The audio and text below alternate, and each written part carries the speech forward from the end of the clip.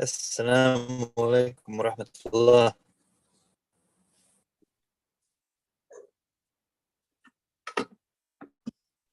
وعليكم السلام ورحمة الله. How's everyone doing?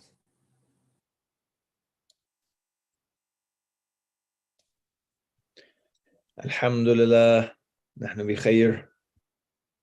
Alhamdulillah. Sheikh Talal, can you hear me okay? I can hear you. Can you hear me? Yep, great.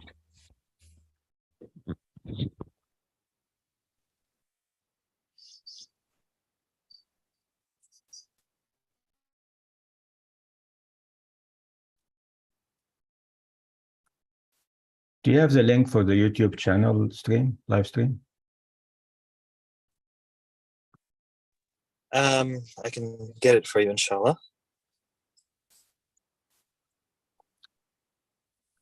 So I just also want to make sure that we can get the cameras set up so that the live stream is only showing you or whoever's speaking. Mm-hmm. You can pin it, right, in Zoom? I think so, but I'm not quite sure. I haven't, when I've done Spotlight, it apparently caused a problem for people. So I'm trying to make sure that it works out like it did last week. But I'll get this. I'll see if I can get the link for you. Or if anybody who's here with us now can put the link to the live stream in the chat, that would also be helpful as I look for it.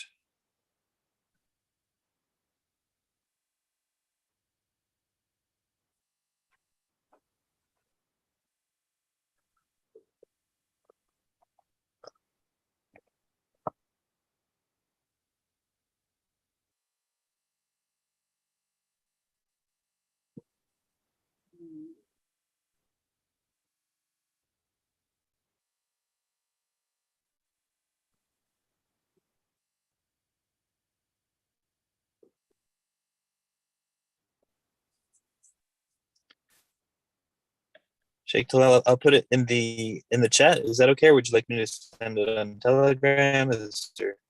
Yeah, the chat is fine. The link for the live stream? Yeah, your chat is fine. Your voice is muffled, huh? Is a bit wavy. Oh, is it? I think because I've got too many things open. Let me see if I can fix that. It's your microphone or your network. Oh, yeah. Sorry. Let me put some headphones in. I wasn't thinking. Stop my video. It could be the network, but. You look good.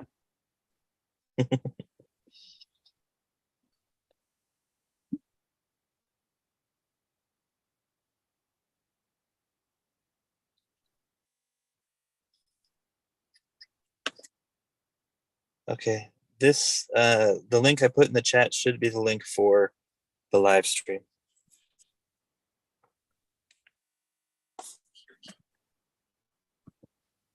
All right. Yeah, I see it.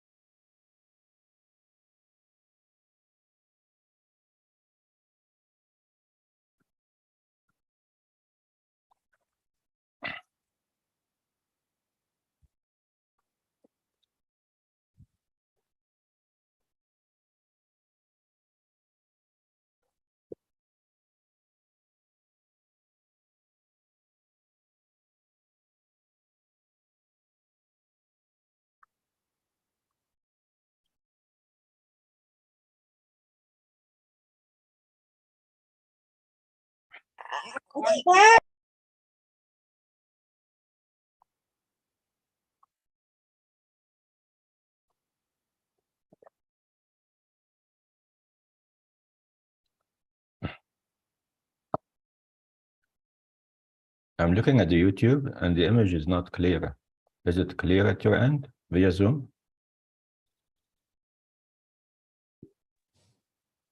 So far it looks okay. Let me see, maybe I have my... There's a bit of a delay. Yes, there is a delay, correct. So if Oh, you, I have it at 240. Let me change it to 480. Yeah, it's better. Yeah.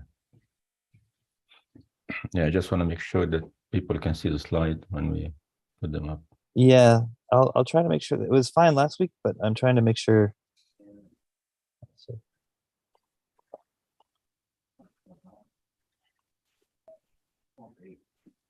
do you want to like maybe just start sharing screen with your slides so we can make sure that everything looks fine on YouTube?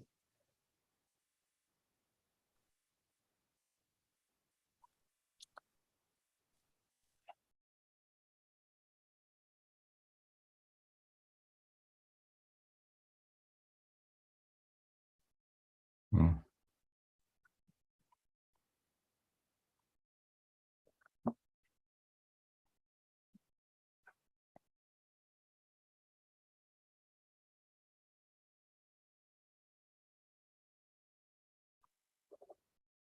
Looks okay. Yeah, I mean there's a delay on this end, so it hasn't Yeah, there's shown up on. Yeah, we're not. Your shared screen hasn't shown up on the live stream yet. I'm just gonna, before we start, I just want to try using the spotlight tool. Sure, try that. There we go. Now, can everybody in Zoom see Sheikh Talal's screen? Okay. I can see Shepard's screen. Yeah. Yeah, it's good. Like it fills the screen. He's the main thing that you see. Yeah. I see a screen, and then Shepard's camera is in the corner. Great. Okay. Now his screen is not full screen anymore. Right, but you can still see. Okay. Do you want a screenshot? Oh no, I think it's okay. I think we're seeing the Good. same thing. But thank you so much. Appreciate it. Yeah. Now I'm just trying to make sure that the YouTube live stream looks fine. But I think we're all set.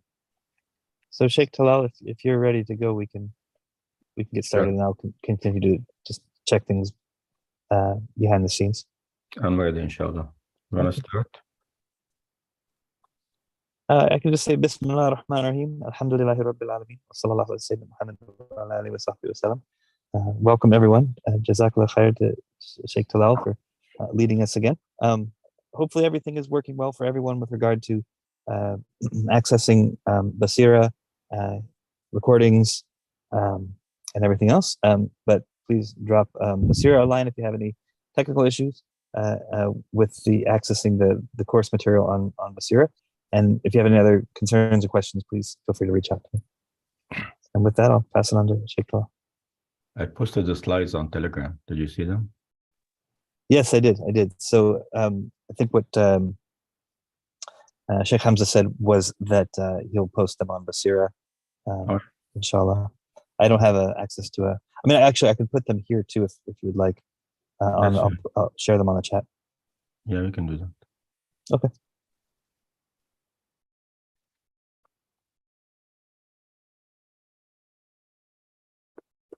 Okay, inshallah, we'll start.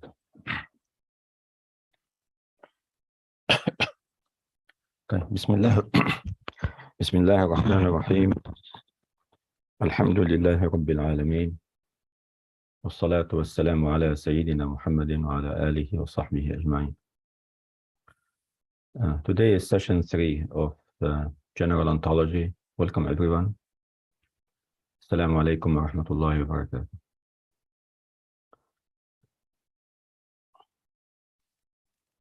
So the outline for today is to do a recap of session 2. Sidi Harun is taking care of housekeeping. And today we have 3 topics we want to tackle. First, can existence be defined, which is an issue that we didn't discuss last week. And اشتراك الوجود المعنوي, is existence univocal?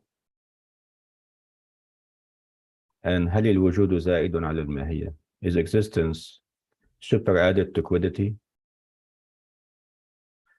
or is it something else? And I have few questions actually that we can ask to start a discussion, and then we'll end with highlights.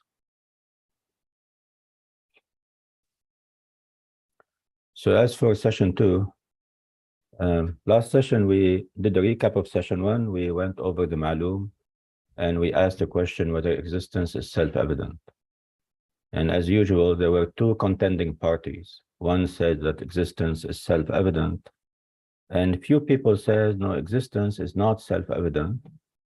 And in fact, some of them said it cannot be cognizable. But if you look at these two positions, they are not different, even though those that say existence is self-evident and those that say existence is not self-evident, they're basically the same. They're saying the same, but each one is saying it from a different angle. And that's what Iji in his argument, or in his pseudo-argument, alluded to. And we shall see the allusion today also in Taftazani's word, when he tried to define existence.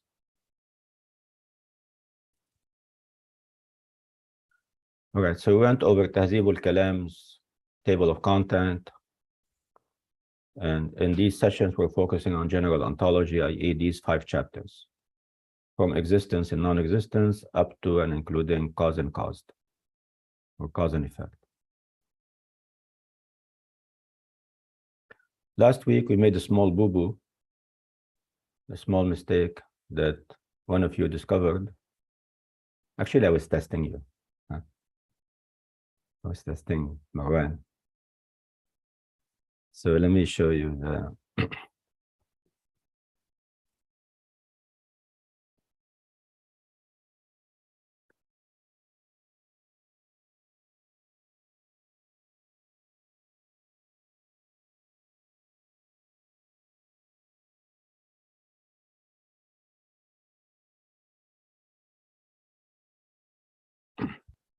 So last week we said that some of the Mu'tazila divide as-sabit here into al-mawjud and al-hal, and somehow we lumped al-mumkin with the manfi.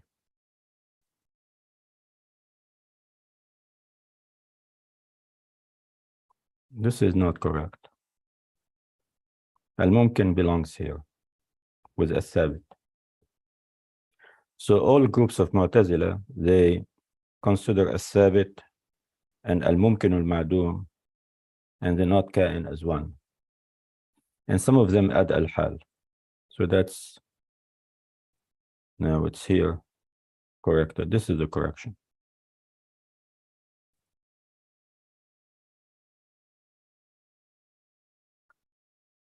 So you can fix it on your slides or your notes.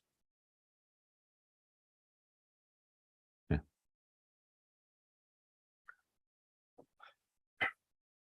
So we're reading في بداهة الوجود, on the self-evidence nature of wujud. We said there are 2 points. تصور الوجود ضروري, and the second point is on the definition of wujud. والتعريف بمثل الكون والثبوت والتحقق والشيئية لفظي. Last week we went over الوجود بديهي واستدل بأنه جزء وجودي وهو بديهي. Today inshallah we'll go over this. والتعريف بمثل الكون والثبوت والتحقق والشيئية لفظي.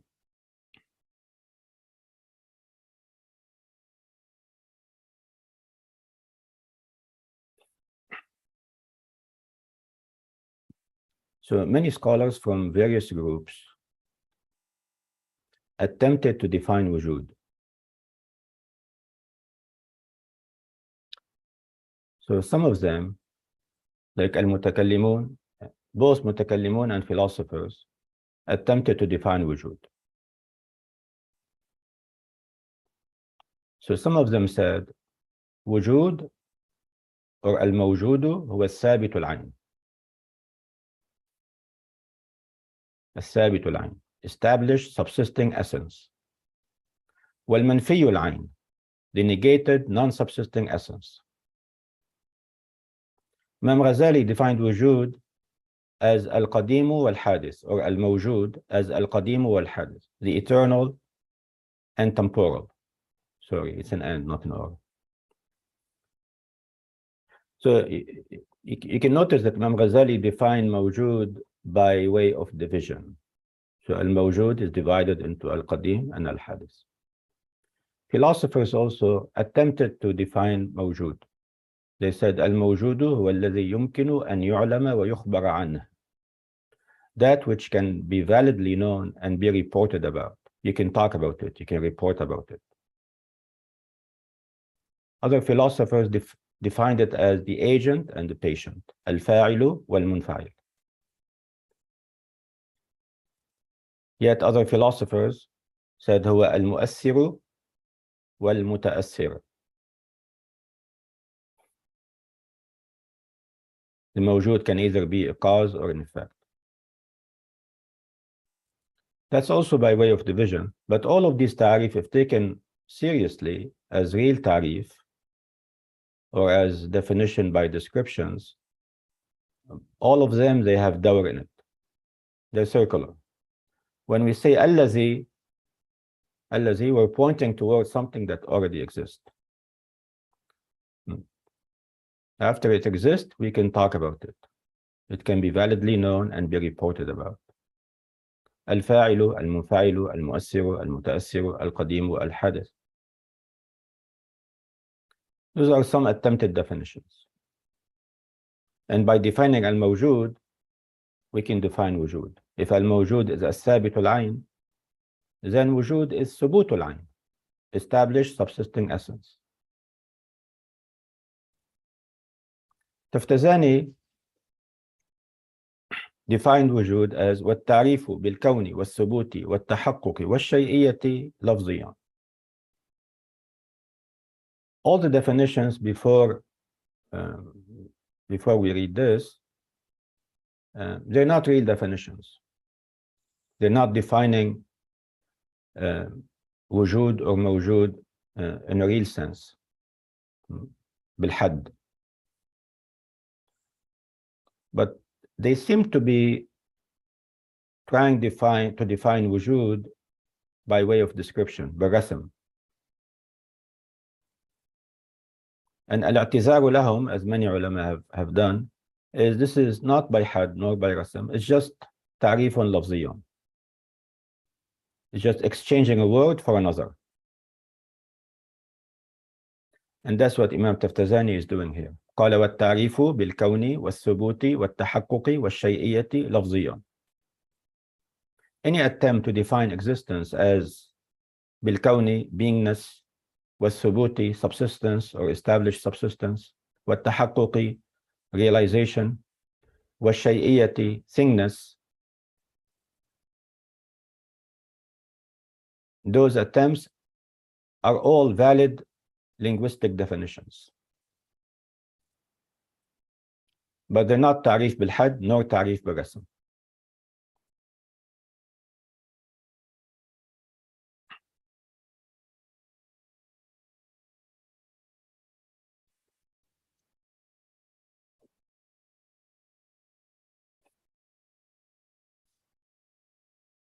So let's dig deep into this. So what kind of ta'rif are we seeking?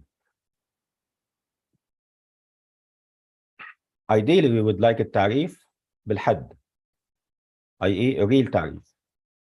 If we can't, we go to the next best option, which is to have ta'rif by description, a descriptive ta'rif, bil-rasm. Or sometimes we resort to ta'rif bil-lafz, just exchanging a word for another. Let's assume you've never heard about insan. And you ask me, what is insan? I tell you, it's naw'un min al-hayawan. It's a kind of animal. This is ta'rifun bil-lafz. You're asking about what is the meaning of this word, insan. That's the first time I hear about it. If it's the first time you hear about coffee, you say, what is coffee? What does this word mean? So you give a definition, but it's not a definition of the essence, it's a definition of the word. You exchange a word for another. So Taftazani and Iji and those before him, Tusi and Ibn Sina, they're all saying, and even Imam Ghazali and Mutakallimun and Falasifa, they're all agreeing that wujud cannot be defined in a real sense. There is no real definition of wujud. And that's how we can reconcile those that say al-wujudu badihiyun and those that say tasawwur al-wujudi is not badihi at all. If they're talking about wujud in the real sense, then wujud is not badihi. We don't know wujud in the real sense. Even myself, when I say ana mawjudun, I say ana badihi. Ana, me, is badihi. But what is ana? What is the real definition of ana? It's not badihi, the real definition of ana. But when I say ana badihi, i.e. ana in some sense badihi. بوجه ما. بوجه ما أنا بديهي. If I want to define myself now in real terms, using jins and fasl and so on and so forth, I'm going to face some difficulties. I have to do some analysis. It's not badihi at all. So, al-wujudu badihiyun, i.e. بوجه ما. And that's what Iji wanted to clarify. He said, تصور الوجود بديهي or مفهوم الوجود بديهي or الوجود بديهي extramentally. When we are in the ontological space, الوجود بديهي. When we move on to the logical space, we say تصور الوجود بديهي or مفهوم الوجود بديهي. We're talking about مفهوم الوجود بوجه ما. بوجه ما. Not بالحقيقة والكنه. Not in the very reality of wujud, not quintessentially, but بوجه ما is بديهي.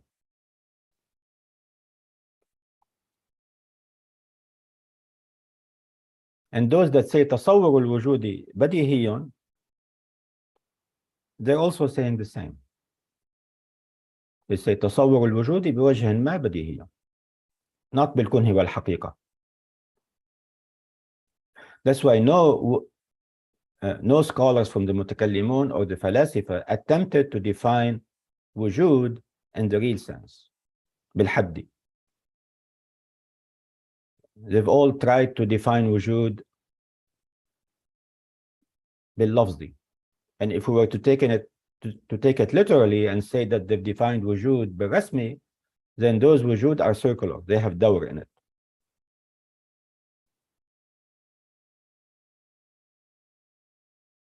So a real definition would be, what is it? A descriptive definition would still be, what is it? But التعريف باللفظي is, what does this term mean? What does this word mean?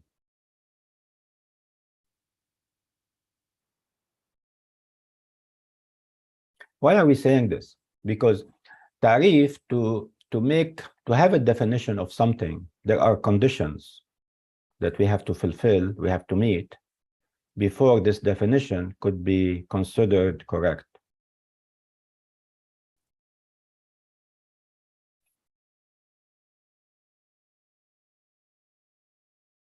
So this is something known.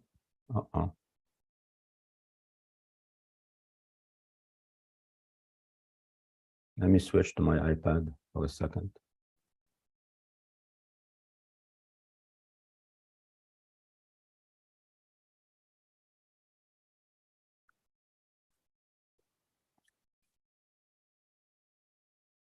This is something known even from the time of Ibn Sina. Ibn Sina says in Najat that existence cannot possibly be explicated except lexically, except by changing a word for another word. because it is the primary or the most primitive principle for all explications. If you compare existence to light, everything else can be seen when they're illuminated. Everything else can be defined, and wujud will be part of them. So itself does not allow of any explication.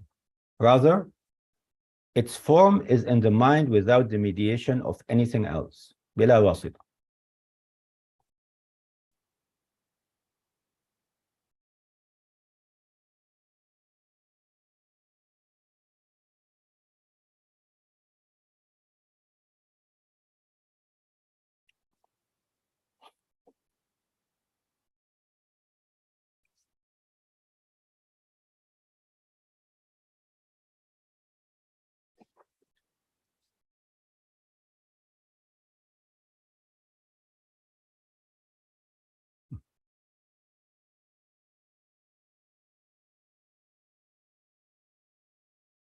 Now, to analyze this way of defining things, we need to go through a muqaddimah, a tamheed, which is known to most of you or to all of you, but just for completeness sake.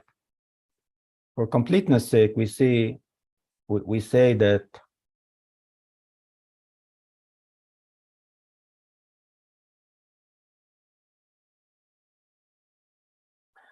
أس الأسئلة ثلاثة.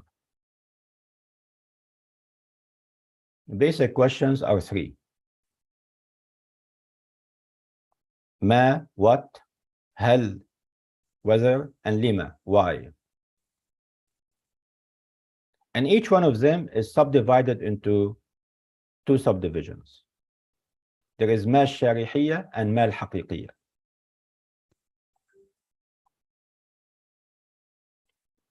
And as for هل, there is هل البسيطة and هل المركبة. The composite هل and the simple هل. And as for lima, there is lima الثبوتية and lima الإثباتية. In مقام الثبوت or مقام الإثبات.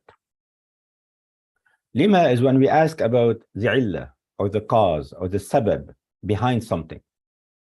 Either the sabab behind something ontologically or the sabab behind knowing something, i.e. logically, in the logical reality. And these questions are ordered. Any other questions, return to these. And you can return any other questions to these basic 6 questions, or globally there are 3 set of questions. And they go by this order. First of all, we ask ما الشارحية. And in ما الشارحية, we're asking about a lexical explanation. We're asking about, what does this term mean? I hear the word coffee. What does this mean? I hear the word wine. What does this mean? I have never heard this word before. I hear the word insan. What does it mean? I've never heard the word insan before. ما الإنسان؟ فيقال لي نوع من الحيوان. It's a kind of living being. Now I'm curious. I want to know, does this thing exist? The thing I've heard about? That there is something called coffee, there is something called wine, there is something called insan. And I move on to هل البسيطة. And that's the order. I ask about وجوده after I know, like, somehow what it is. أسأل هل الإنسان موجود؟ هل هو موجود؟ Does this thing you told me about that you call insan, does it exist? Whether it exists or not. This is هل البسيطة. And the answer to it is الإنسان موجود. This looks very simple. However, we will see later on that many groups or many scholars, Taftazani is replying to, and Iji, and before them Ibn Sina and others, they confuse هل البسيطة for هل المركبة. And it's not inconceivable to think of scenarios where one can confuse the two, especially when the the ideas were not fully developed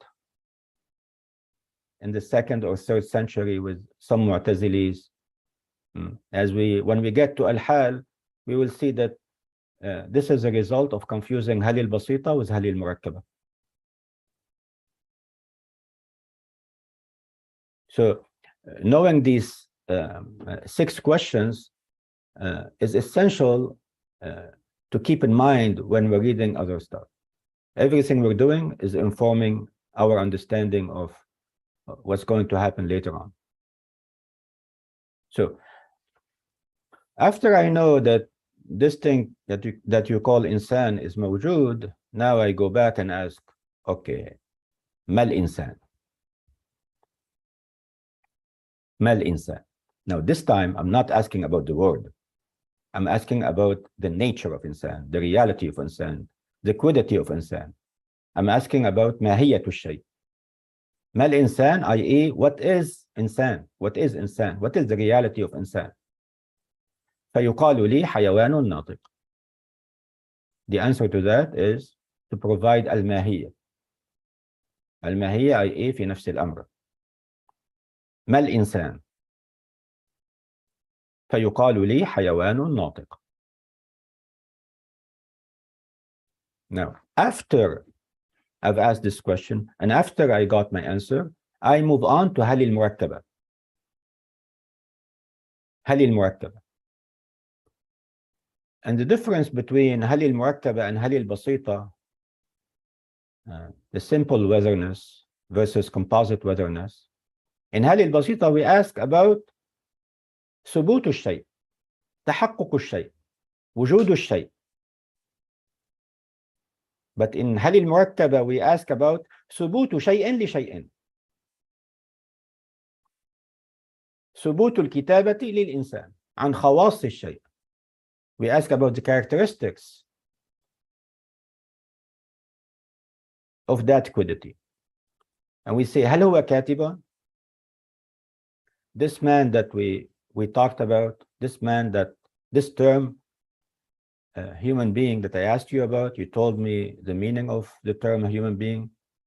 You told me that it exists. You told me the nature of the human being. It's حيوان ناطق. It's a rational living being. Now I ask about its characteristics, its خواص. هل هو كاتب؟ هل هو عالم؟ هل هو شاعر؟ This human being, is it a writer? Is it a scholar? Is it a poet? Is it a chef? I can only ask about the characteristics of al-insan after I affirm that al-insan exists. Prior to existing, it's meaningless to ask about the characteristics of insan. Prior to coming into being, asking about the characteristics of insan has no meaning. Because at that point, we're still in عالم الماهية. We're still in the identity principle. We're still al-insanu insanun. Al-insan qua insan is nothing but insan. الماهية من حيث هي ليست إلا الماهية. We don't attach any characteristic to it at the level of mahiyya. Now, after I ask these 4 questions, the next set of questions come. لما الثبوتية and لما الإثباتية. لما في مقام الثبوت and لما في مقام الإثبات. لما الثبوتية أسأل عن علة الشيء. أسأل عن علة الشيء. عن سبب الشيء. Why is Sidi Harun absent? Oh, they told me Sidi Harun, he ate too much and he doesn't feel well today. That's why he's absent. This is the illah of his absence. This is the cause and the reason behind his absence. Now I move on to the next question, which is like a cross-examining the person. But how did you know? How did you know that that he's absent because of that. Now, I'm not asking about the reason behind his absence. I'm asking about the reason of your knowledge. How did you know about this? سبب العلم بالشيء. Any other question like أي and متى and كيف and all these questions that we read in Balagha, they all go back to these three basic questions. ما, هل, لما.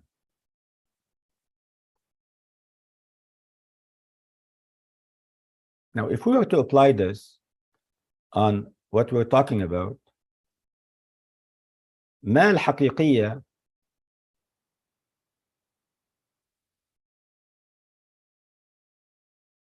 the term being defined or the word being defined يتوقف على المعرف, rests upon the defining terms, and it has to rest on it one way, only one way, not both ways. If it is both ways, it becomes circular, it becomes دوري. So المعرف يتوقف على المعرف فقط, only. The definition of something rests upon the defining term, but not vice versa. So we have some conditions that we attach to definitions. Some of them that are relevant to us here is, first of all, we want the definition to be جامع مانع, inclusive, exclusive, مضطرد, منعكس. We also want the definition not to involve any circular, not to be circular. If I say المعرف يتوقف على المعرف, and at the same time المعرف يتوقف على المعرف, that's circular. And that's what we saw in all these definitions before it. When I say الذي يمكن أن يعلم ويخبر عنه, that which can be validly known and be reported about, I'm already assuming its existence. So I'm defining existence with its existence. And doing this is a clear circular way of defining things.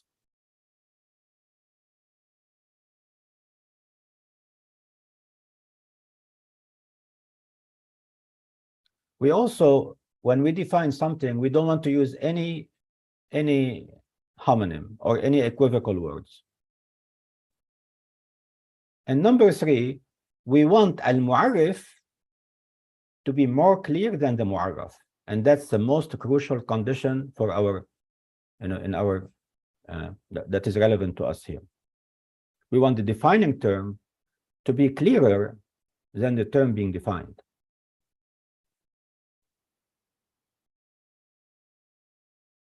I don't know what insan is, but I know what hayawan is, and I know what natiq is. The defining terms, the defining genus and differentia have to be clearer than the thing I'm seeking to define. And if we go in all these definitions before them, we don't see that. We don't see that al-mu'arrifu ajla wa a'rafa min al-mu'arraf. They're either the same ambiguity or even worse. The definition is more ambiguous than wujud itself. So all these definitions, they're not real definitions and they're not descriptive definitions.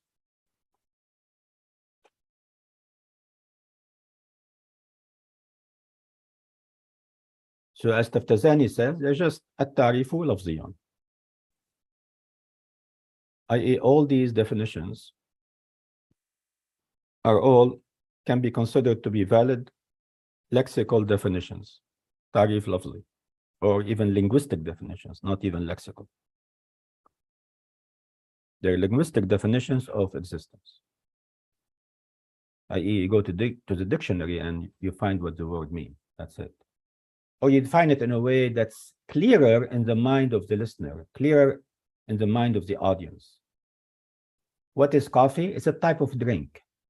Oh, okay. Does it exist? Oh yeah, it does. And there are many coffees from all regions of the world. Then I ask about it. What is coffee?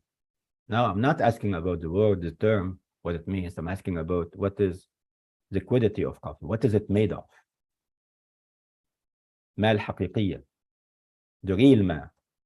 The object of what? Of definition. As for ما الشارحية, it's the object of what? Of lexical explanation.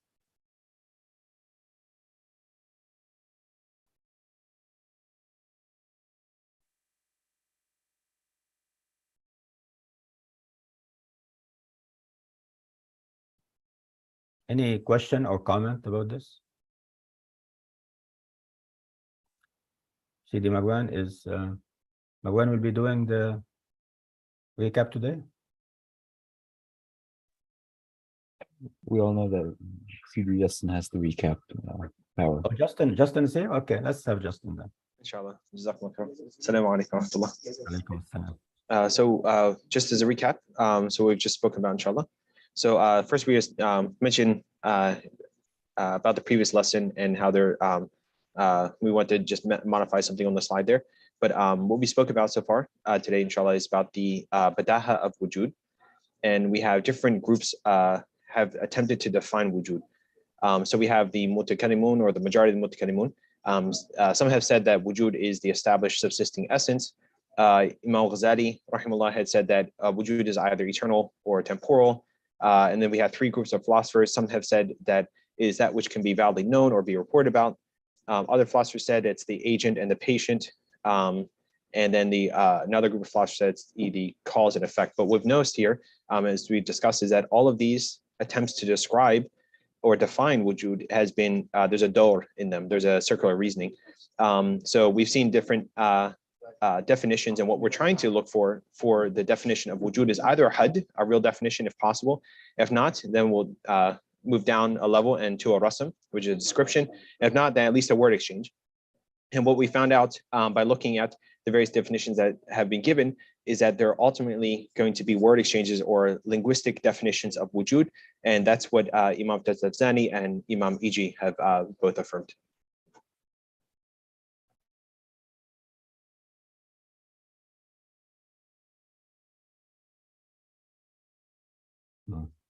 Okay.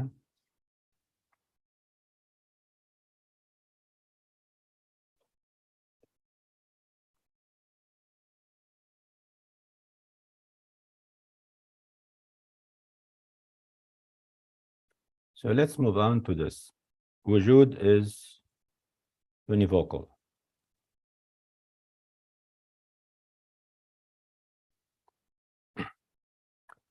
قال الإمام التفتزاني رحمه الله تعالى ونفعنا به وبكم آمين. قال في أنه مشترك معنوي. قال وينبه على اشتراكه معنى. وينبه على اشتراكه معنى.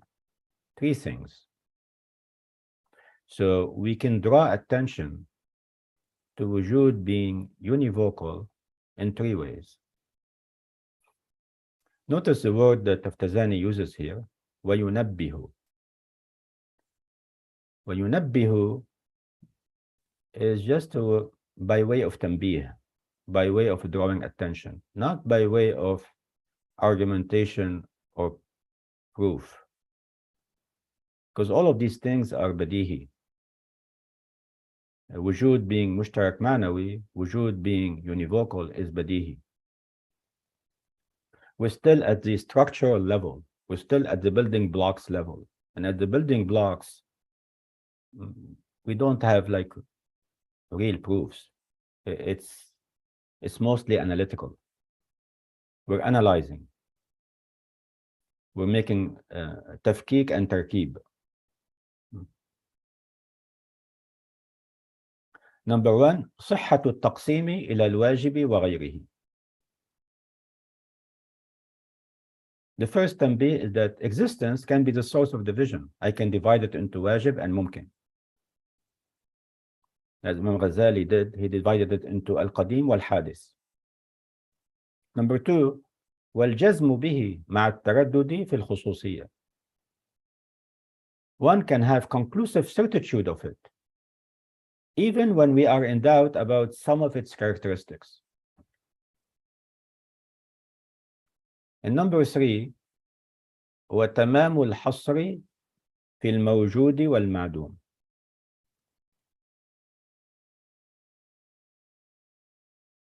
When we catalog existent and non-existent, we can fully catalog both of them. That the mental catalog regarding existent and non-existence would not have been complete. i.e., if it wasn't univocal. But since the cataloging is complete, therefore it's univocal. As we will read Sanandaji and what he says.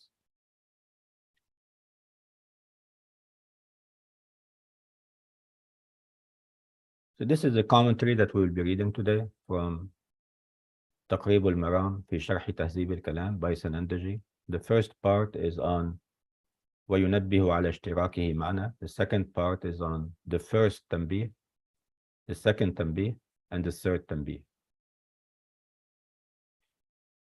But before we do this, we asked a question in the activity about what's the difference between المشترك اللفظي and المشترك المعنوي. What's the difference between a word being equivocal versus a word being univocal?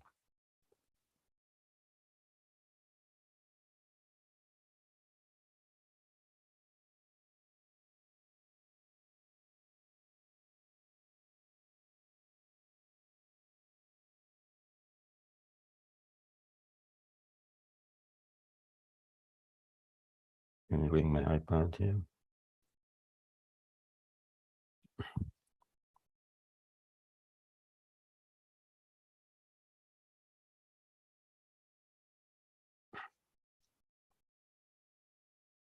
المشترك اللفظي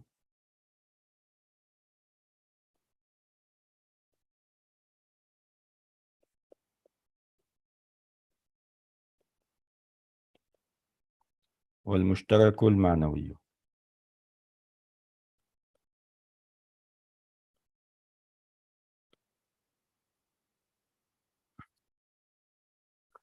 If you recall, we asked a question about المشترك اللفظي ما يتعدد معناه بتعدد الوضع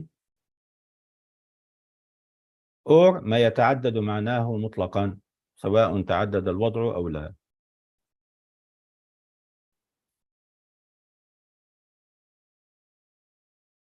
What are your thoughts? What are your thoughts on this? Let's have a mini discussion on this. المشترك اللفظي يتعدد المعنى بتعدد الوضع.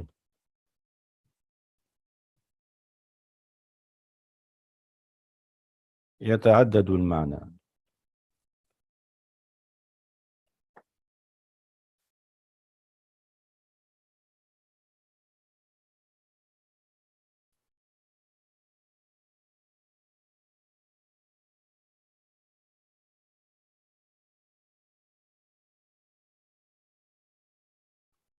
Who wants to try?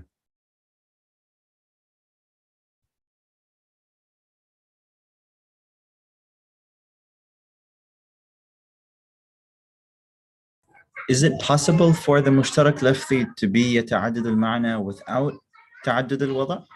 I'm asking you.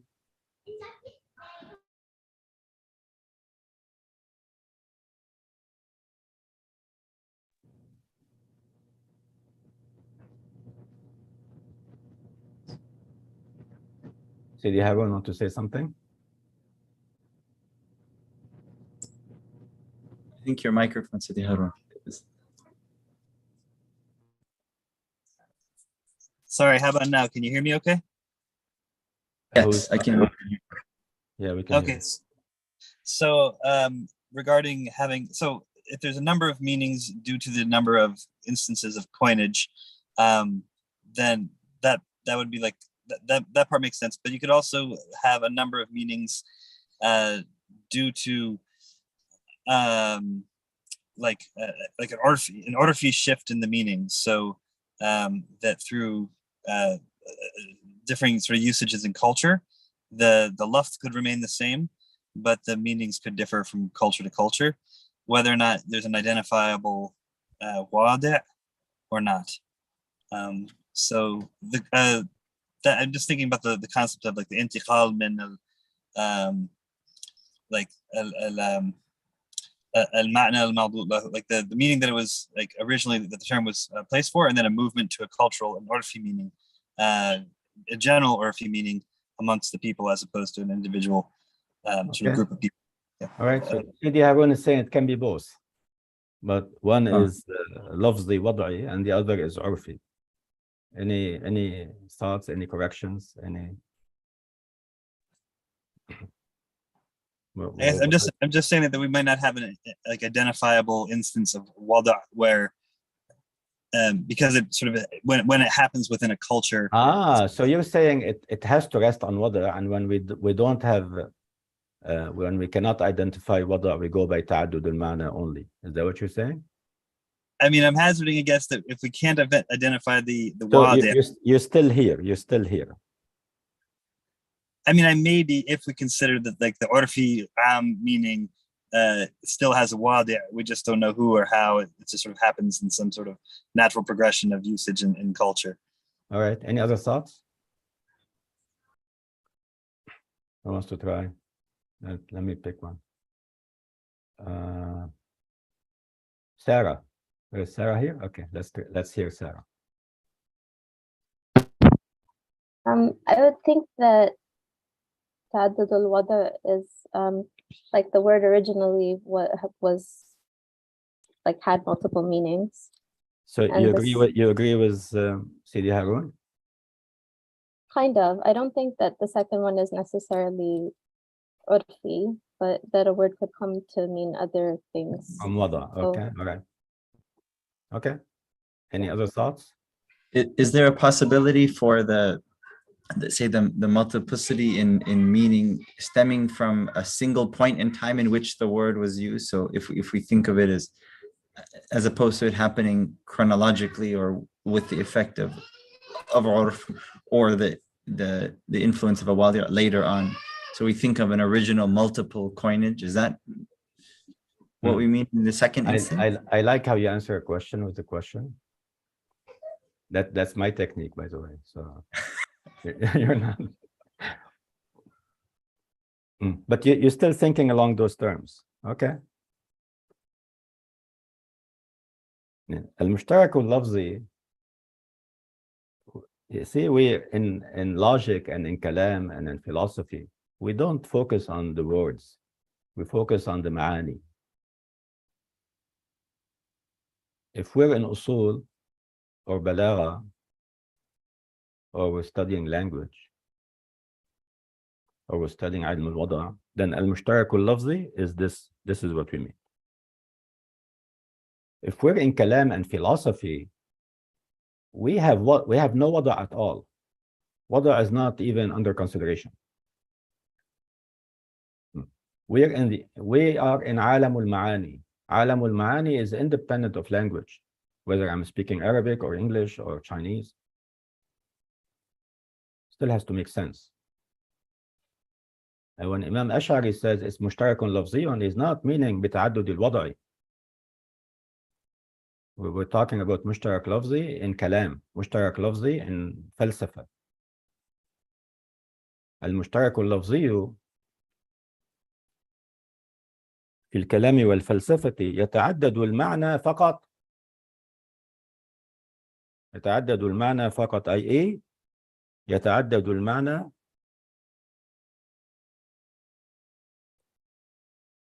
بتعدد الموضوع.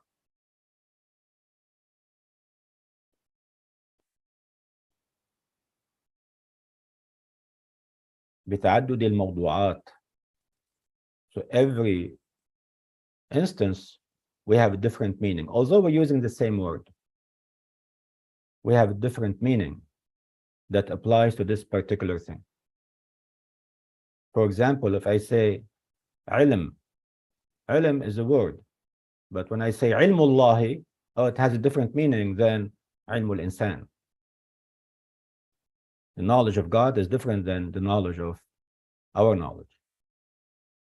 فهذا نسميه مشترك لفظي في علم الكلام والفلسفة عند من يقول بالمشترك اللفظي، أي تعدد المعنى فقط، لا بتعدد الوضع because we're not in language here، بتعدد الموضوعات، بتعدد subjects. Does that make sense?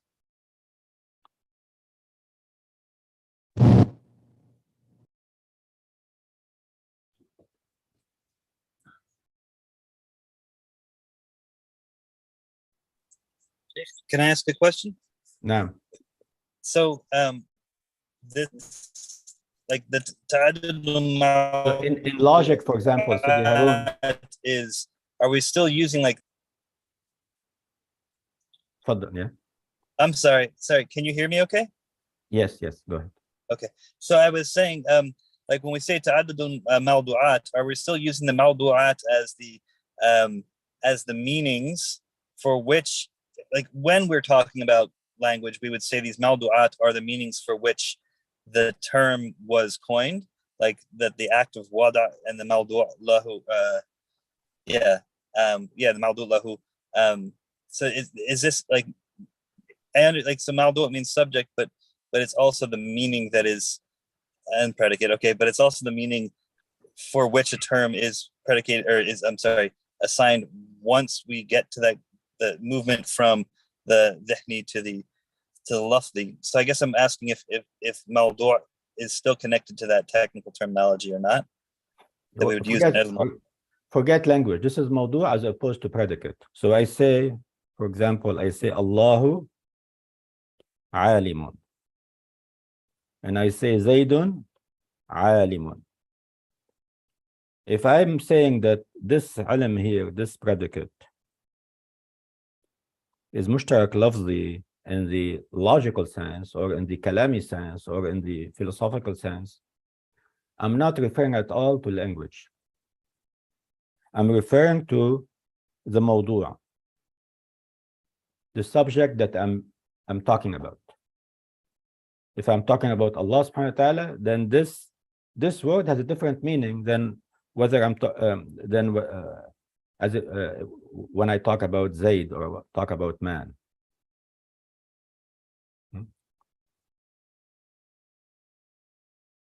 فالمشترك اللفظي, we have one word. It's spelled the same, it's pronounced the same, it's written the same, but depending on the subject I apply it to, it takes on different meanings.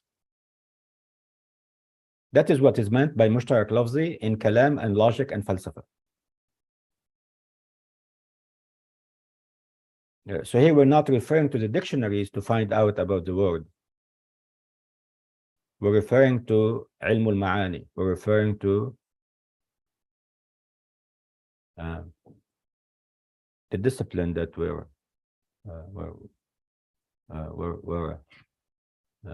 we're speaking within. As for al-mushtarak al-ma'nawi, we have one word and we have one meaning. We have a single word and a single meaning. Al-mushtarak al-lafzi in ilm al-kalam and falsafa, we have one word, a single word, multiple meanings, depending on the subject.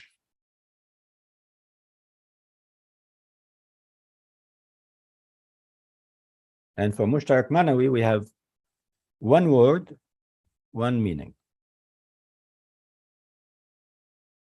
And the masadiq, when we apply this meaning on the afrad, on the elements, on the masadiq, on the instantiations, we have many. So al-mushtarak al-ma'nawi is kulli. Mushtarak al-ma'nawi is kulli. Al-mushtarak al-ma'nawi is like the trunk of a tree.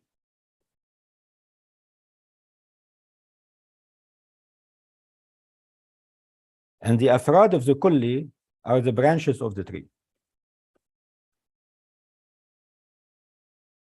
المشترك المعنوي هو كلمة واحدة لها معنى واحد، لكن أفرادها مصادقها متعددة.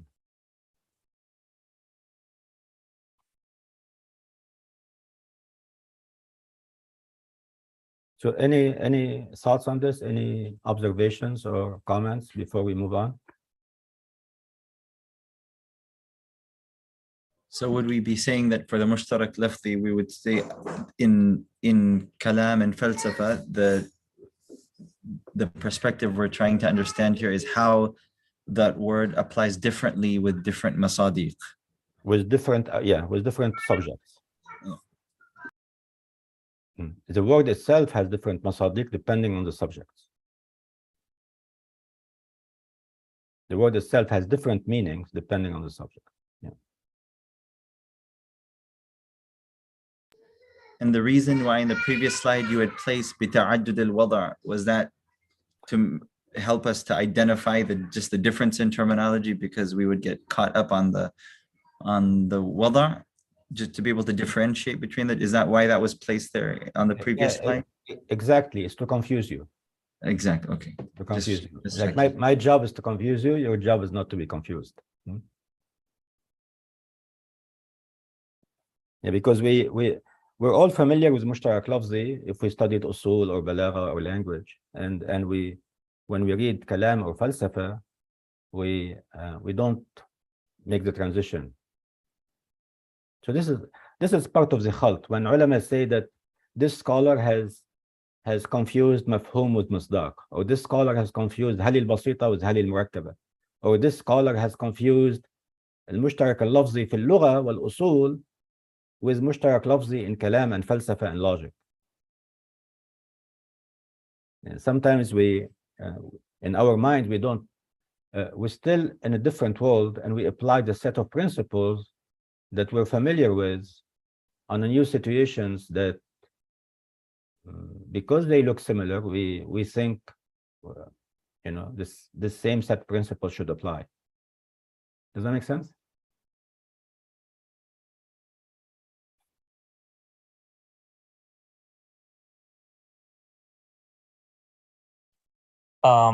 What about tawatu? Where is that in here? Tawatu. Sidi Dawlat. Inshallah, it's gonna come. Yeah.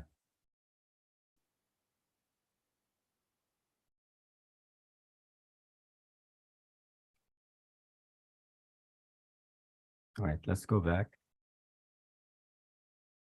So you don't ask the difficult questions. Okay, so let's go to the first one.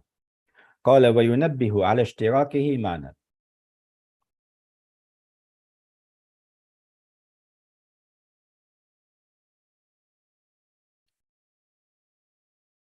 So this commentary is from Sheikh Abdul Qadir al-Sanandaji al-Kurdi, Kurdistani. And we're going to read what he says. ثم إنهم اختلفوا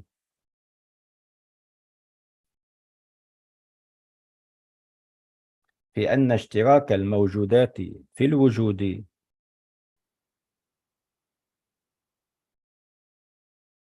معنوي أو لفظي.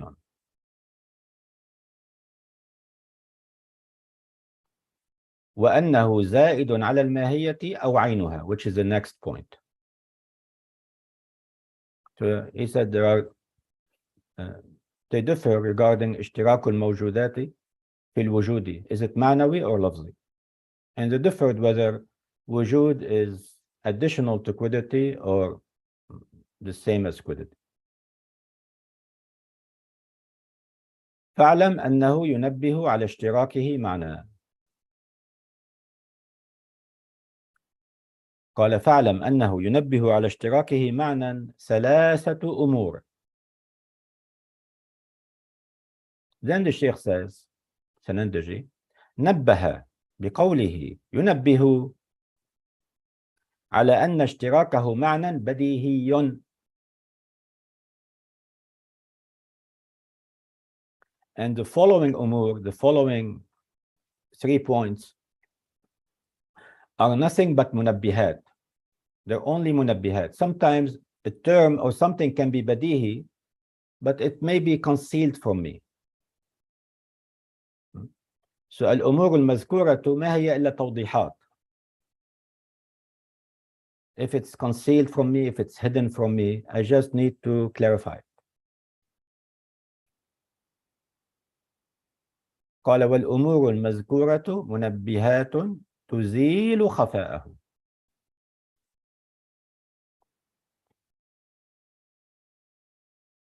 Then we move on to the first point.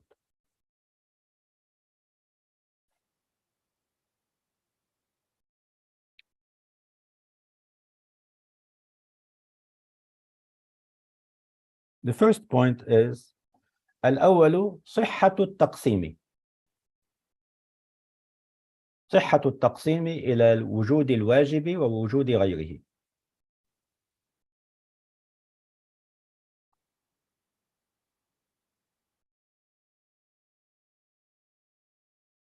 The first منبه, the first تنبيه is صحة التقسيم. أي صحة المقسم والمقسم وجهة التقسيم.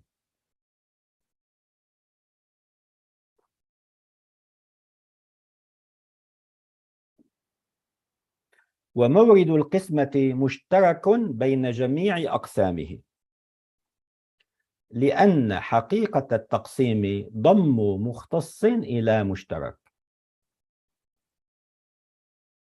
And the argument is finished. So if I were to switch to my wonderful iPad.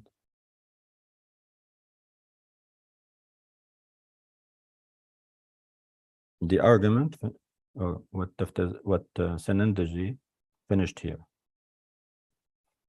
ضم مختص إلى مشترك. لا يقال هذا اعتراض. So let's go back and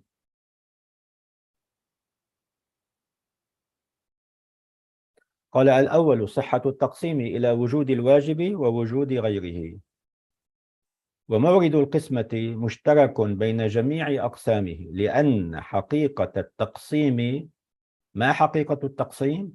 قال ضم مختص إلى مشترك.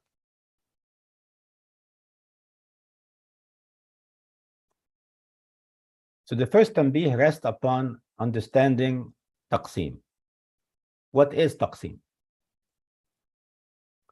And when do we make تقسيم? Do we make تقسيم right away or do we make تقسيم after something takes place?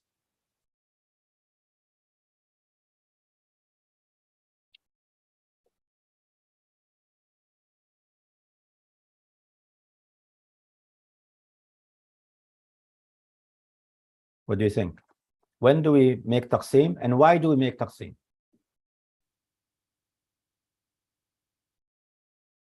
And at what point, first, at what point do we make تقسيم? We take تقسيم for granted. So let's ask basic questions. At what point do we make تقسيم? How do we make تقسيم? Why do we make تقسيم?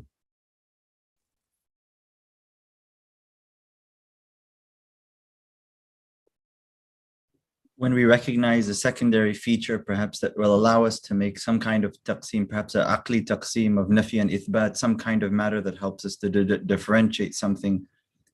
This is after recognizing that there's already a single meaning, but there's a secondary feature. Now we're looking at something else that we're judging this matter, some kind of qaid perhaps that we're trying that we've noticed within this category. Right. Yeah, this is good.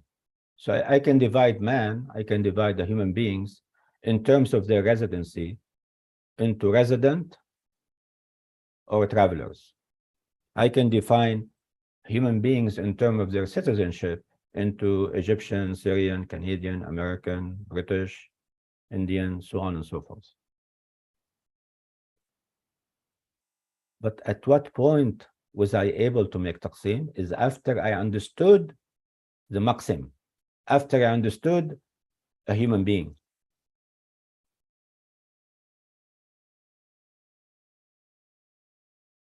So if I hear the word insan and for the first time, I don't resort to taqsim right away. I can make taqsim after the word makes some sense to me. So we've understood what wujud is, and now we can make taqsim.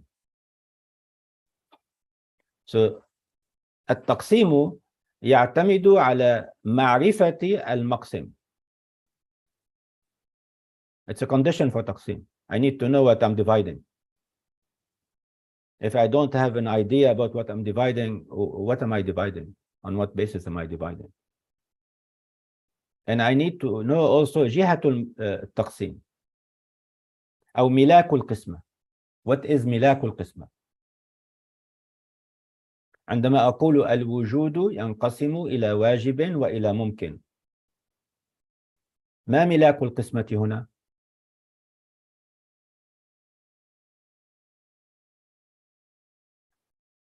ضابط القسمة. جهة التقسيم.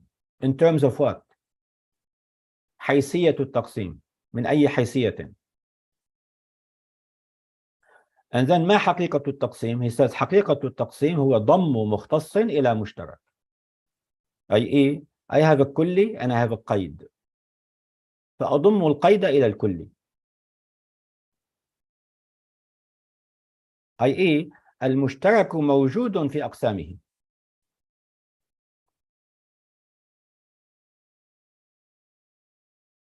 هنا ما ملاك القسمة؟ ما ضابط القسمة؟ عندما أقسم الوجود إلى الواجب والممكن وغيره. What do you think is ضابط القسمة؟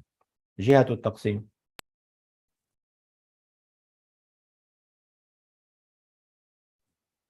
Perhaps initially recognizing the notion of wujub as a possible qaid, as something a possible characteristic, and then saying there is wujub in this taqsim as part of this taqsim, and there is not wujub, and then thinking through the categorization from there. Yeah, what is جهة القسمة though? Yeah. I think you just rephrased the taqsim into wajib and something other than wajib. But what is جهة القسمة? من أي زاوية? From what angle am I looking at? Can we say modality? No, not modality. No. We say نسبة إلى الوجود. No. What do you mean by نسبة إلى الوجود?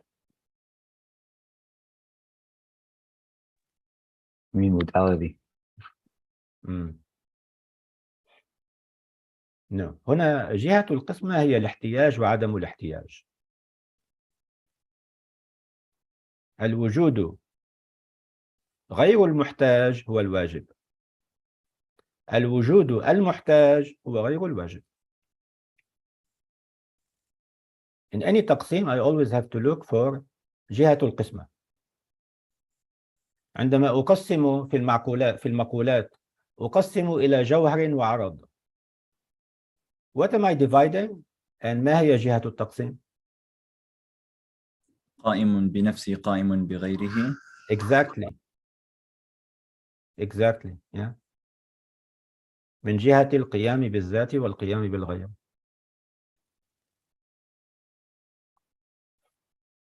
هنا الوجود ينقسم إلى واجب وممكن من جهة الاحتياج وعدم الاحتياج. قال ومورد القسمة مشترك أي كلي. عندما أقول single word having a single meaning هذا أمر كلي. And هذا الكلي له مصادق له أفراد. Which are the kulli is like the trunk of a tree and the afrad are the masaddiq are like the branches of the tree. ومورد القسمة مشترك بين جميع أقسامه. الكلي يسري في جميع أقسامه. لماذا؟ قال لأن حقيقة التقسيم ضم مختص إلى مشترك.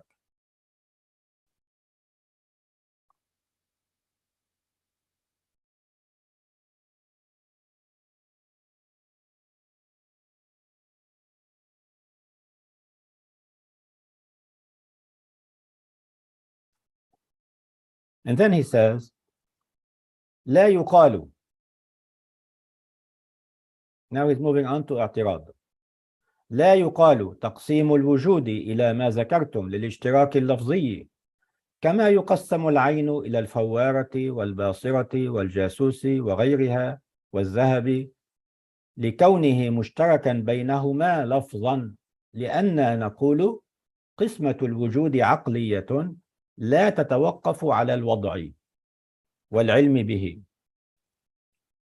ولذلك لا تختلف باختلاف اللغات بخلاف التقسيم للاشتراك اللفظي.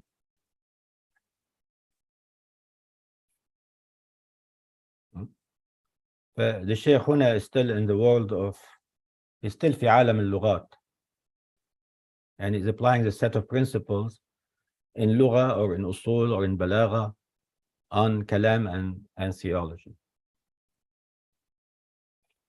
هذا الاعتراض كله من أساسه ليس موجودا.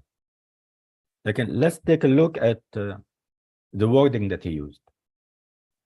He says لا يقال لأن نقول.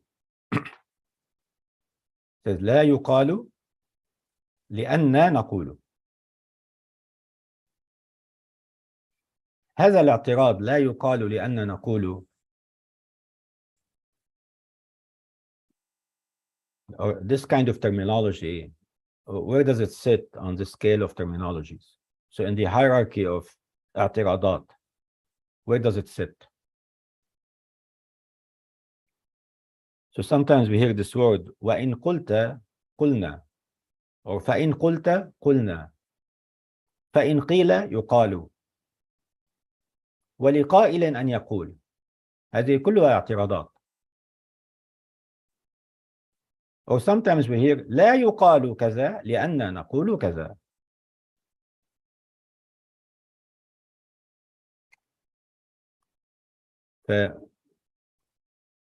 As we read some of these books, we need to be familiar with the terminology that ulama use. لا يقال كذا لأن نقول كذا. What kind of اعتراض is this, and how strong is this اعتراض?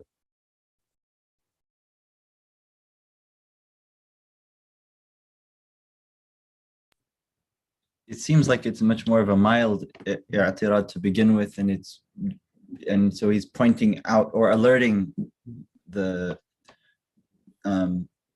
reader to something that's of much more of an objection of a much milder nature, perhaps. All right. Yeah. It's jadali, right? Dialectic. تفضل نعم سيدي. I'm saying it's jadali. Can we classify it as being jadali, dialectic?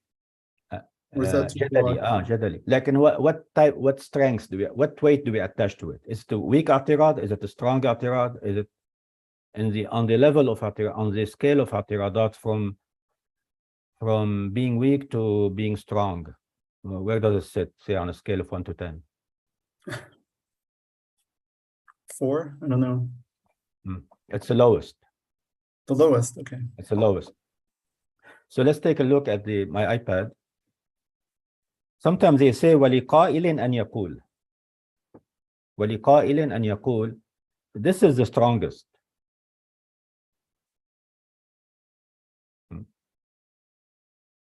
This is the strongest. لا يقال كذا لأن نقول كذا. This is the weakest. So if I move here, this is أضعف اعتراض. أضعف اعتراض لا يقال كذا لأن نقول كذا.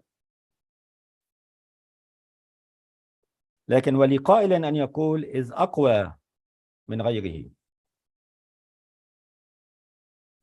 إن قلت هذا الاعتراض قوي وأستعمل الفاء في القريب وأستعمل الواو في البعيد، يعني اعتراض قوي لكنه بعيد، اعتراض قوي لكنه قريب. فإن قيل يقال هذا اعتراض ضعيف، لكن لا يقال أضعف is more weak. It's the weakest. I mean, it should not even be mentioned. That's what he's saying. That this is so weak, if you think of اشتراك لفظي as in the language, it doesn't apply here because we are in عالم المعاني and we are قسمة الوجود عقلية لا لغوية. لا تتوقف على الوضع. That's a straw man. If he's trying to reply to those that say اشتراك لفظي is اشتراك لفظي تعدد المعنى بتعدد الوضع. And those that say مشترك لفظي, they don't mean that.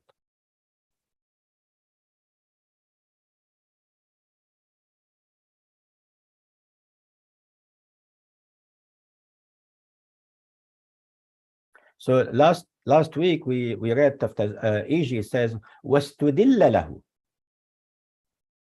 This word استدل, what kind of terminology is it?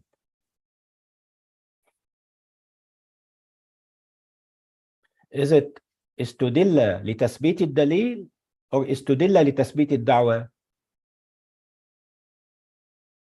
In this استدلال, is he trying to support the dalil or is he trying to support the claim itself?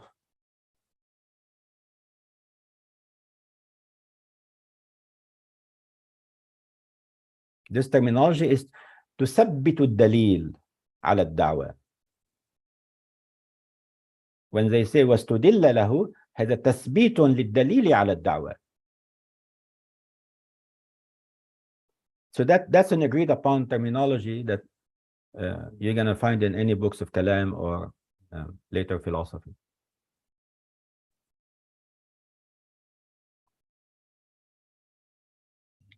تثبيت الدليل على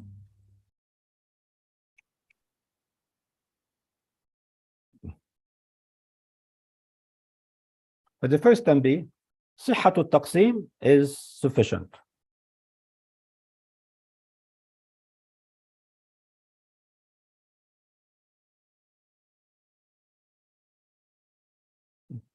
بما أنه يقبل التقسيم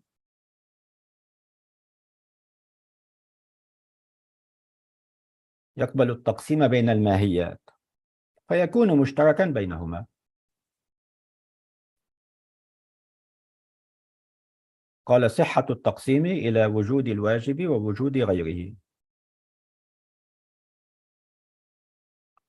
الوجود has a capacity to being divided into واجب and ممكن.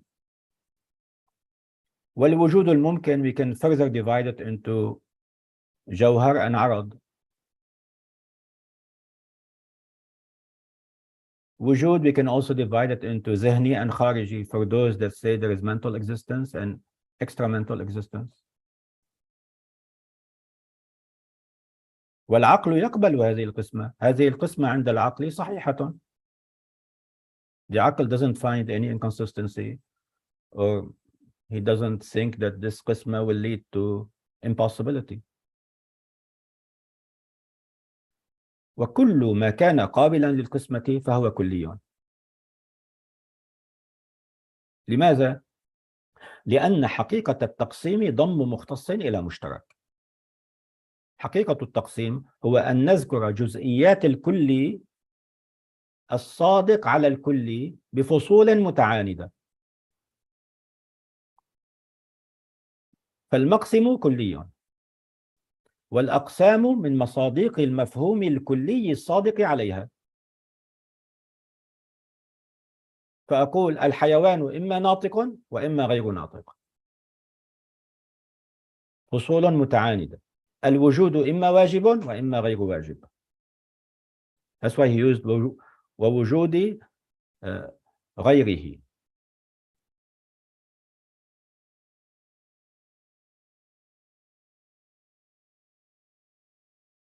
So either we make we do the division by فصول, by differentia, or by something similar to differentia.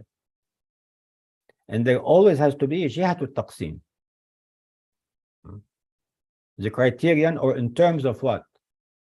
We're dividing this in terms of what? In terms of قائم بذاته قائم بغيره. In terms of احتياج and عدم احتياج. in terms of ناطقية or no ناطقية.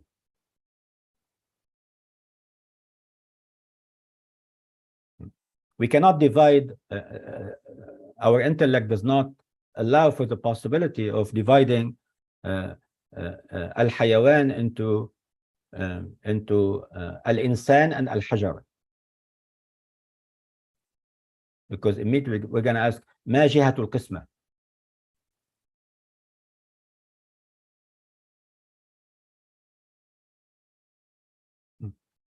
And also هو ليس صادقا عليها،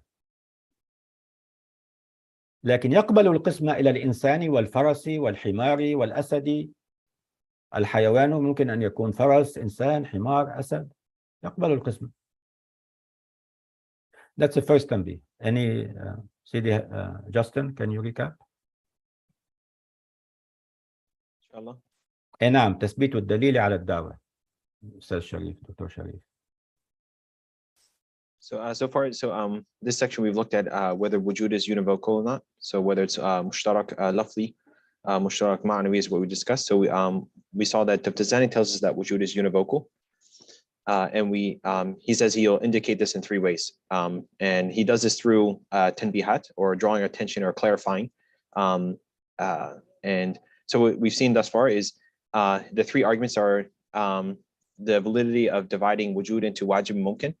And then that's the one we just discussed so far. And the second one would have been, which we'll discuss inshallah, is certainty, having certainty of it despite having doubts about the characteristics. So having certainty of wujud despite having doubts about some of the khususiyat of wujud, and then having a complete mental catalog, or tamam al-hasr, into existence and non-existence.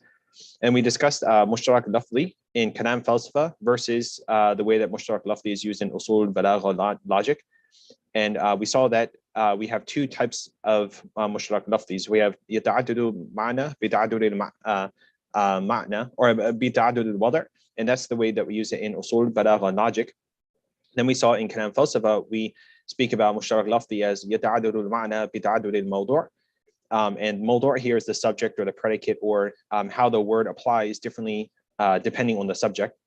And then we saw that mushtarak ma'nawi is universal. It means that the word is kulli, and this is what we're concerned about so far in our discussion. And then we saw that the validity of division is the first argument that Imam Taftazani rahimahullah gives us. So we saw that, first of all, this is a tanbih, again, it's just a clarification.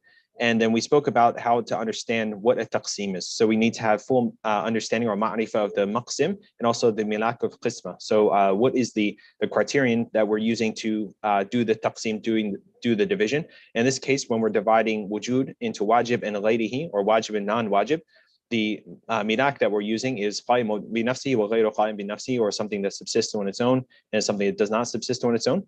And then everything under the maqsim, in this case wujud, are going to be the afrad or the masadiq, and they're like branches of the tree, and that the tree itself is the kulli, or the kulli ma'na.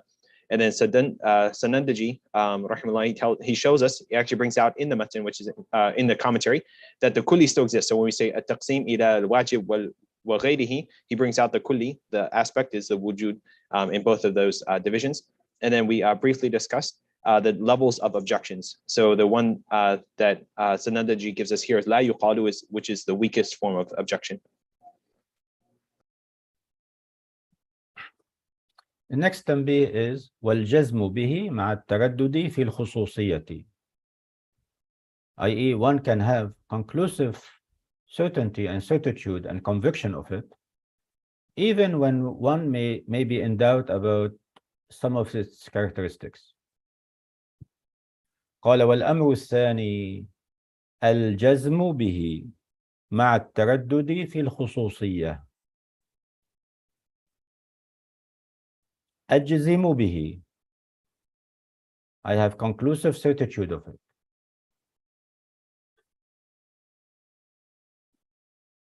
ولكنني أتردد في الخصوصيات, I have doubt about its characteristics. For example, if I see something moving at night, I see something moving at night, but I'm not sure whether it's a dog or a rabbit or a mouse or a cat or a human being or a deer. And I'm not sure about, how big it is, how small it is. But I'm sure something is moving at night. أجزم به. I have conclusive certitude of it. والأمر الثاني الجزم به مع التردد في الخصوصية. Or the example he gave here, or some other examples. I know this universe, this cosmos has a maker. لكن أتردد يا ترى this maker, this creator, is he واجب? Is he ممكن? Maybe there is a wasita. Maybe there is a chain of creators. لكنني أجزم أن هناك creator. Or I see something from far and أتردد, is it جوهر or عرض? Did I see a color, for example? Did I see an object? قال والأمر الثاني الجزم به مع التردد في الخصوصية. And as you see, this is not a proof. This is just تنبيه. من أنواع الموجودات وأشخاصها. ولو لم يكن. Now he's formulating this تنبيه as a قياس استثنائي. He said لو لم يكن كذا لكان كذا.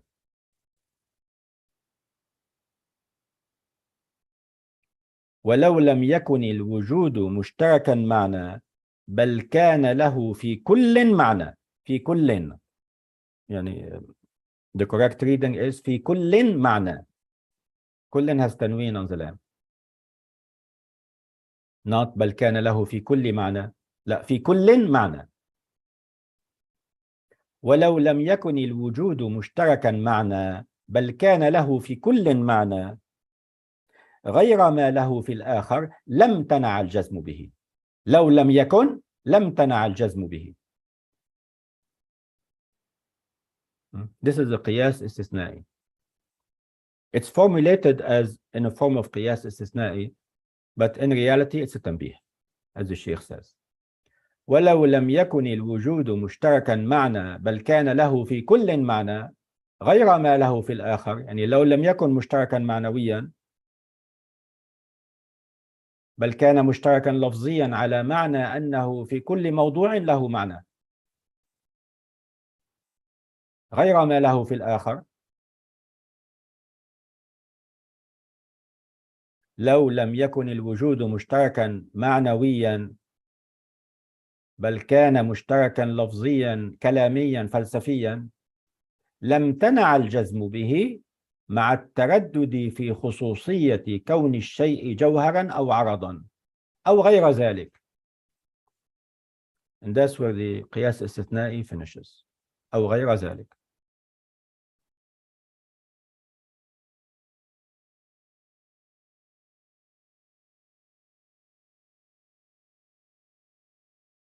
Now he's going to elaborate further.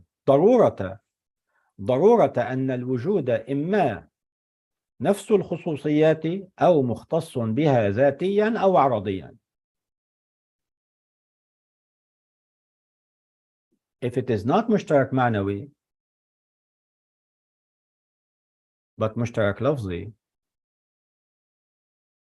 we have a single word having multiple meanings dependent on multiple subjects. So one meaning per subject.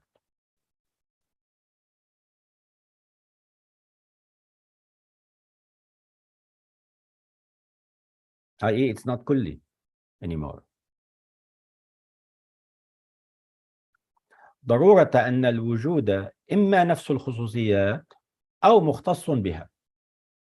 That's the implication of the قياس الاستثنائي. أو مختص بها. مختص بها يعني لازم لها. لازم لها لزوما ذاتيا أو عرضيا. It's a concomitant. Either ذاتي essential or عرضي accidental. If that's the case, فيزول اعتقاده مع زوال اعتقادها. If وجود is the خصوصيات or لوازم, when I see something moving at night and I think it's a cat and it turns out to be a dog, if وجود is نفس الخصوصيات, the characteristics itself, or لوازم, concomitants of the thing itself, either ذاتي or عرضي, if I change my conviction, this wujud will also go away with the khususiyat or with the lawazim. If upon further observation, if I decide that, you know, what I saw moving at night was not a cat, but rather it was a lion, فيزول اعتقاده مع زوال اعتقادها. And if wujud is part of the khususiyat or part of the lawazim, if I change my conviction, wujud gone, wujud is gone. أما على الأول فلأن التردد في الخصوصيات عين التردد في الموجودات.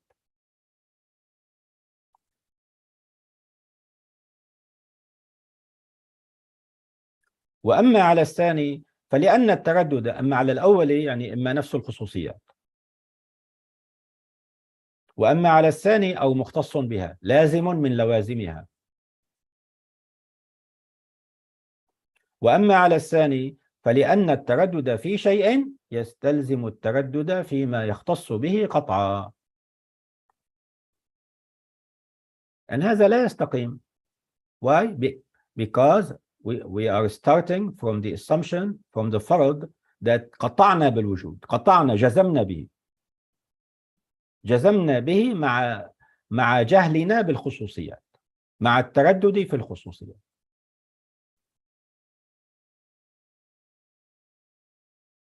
فthey have to be different. If وجود is خصوصية or لازم من الخصوصية, then it will go away if I change my conviction.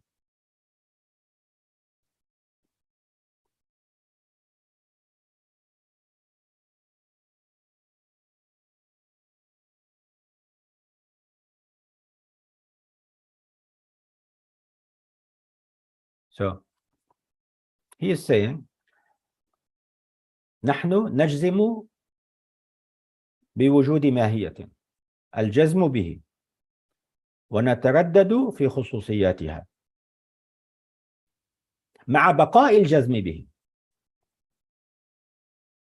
If we were to see an effect, for example,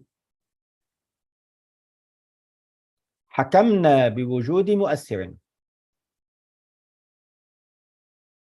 If we were to see an effect, we say there's a cause for this.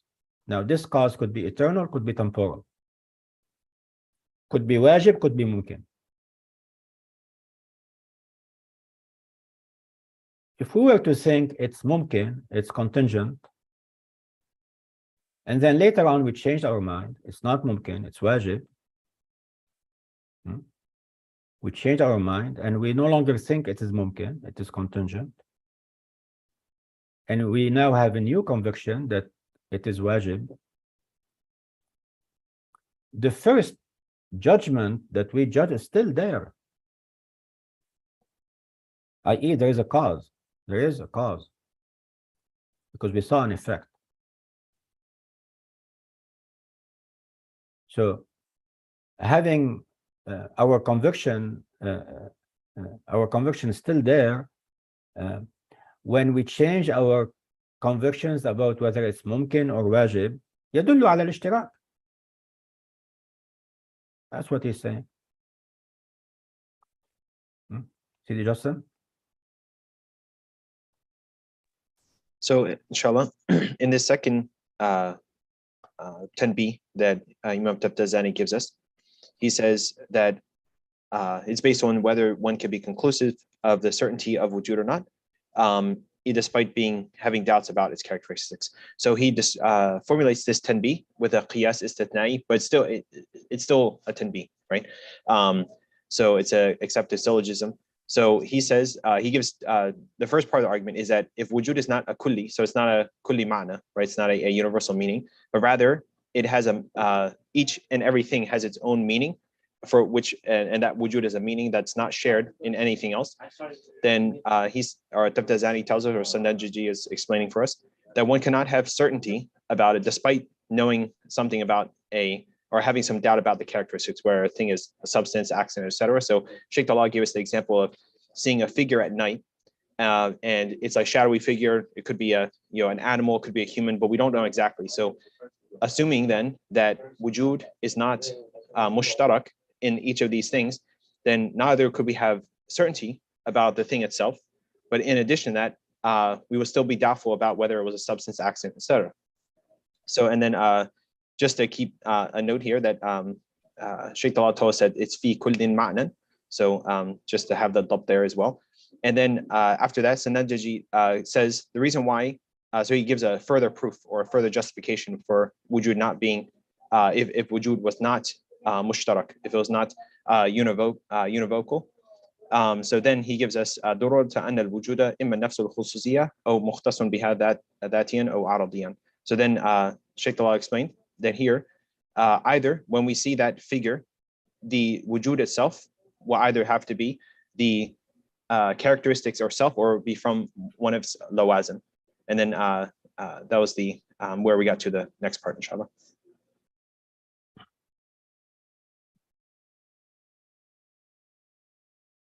The third تنبيه وتمام الحصر في الموجود والمعدوم.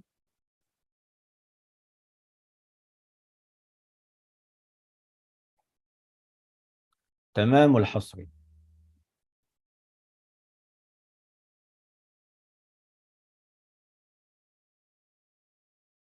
That the mental catalog regarding existent and non-existent would not have been complete if wujud was not mushtarak معنوي.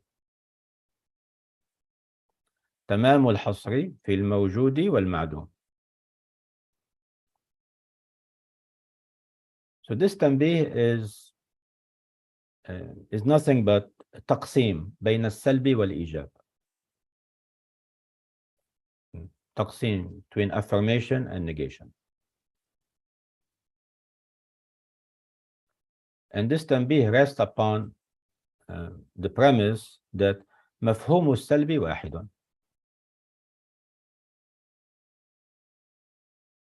مفهوم السلب واحد.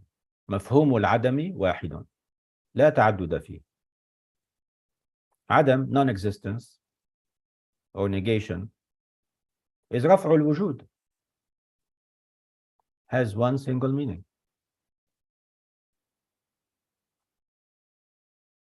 And وجود is تحقق or رفع العدم must also have one single meaning. If it has multiple meanings, this تقسيم between سلب and إيجاب, between موجود and معدوم, between existent and non-existent, between affirmation and negation, would not have been complete.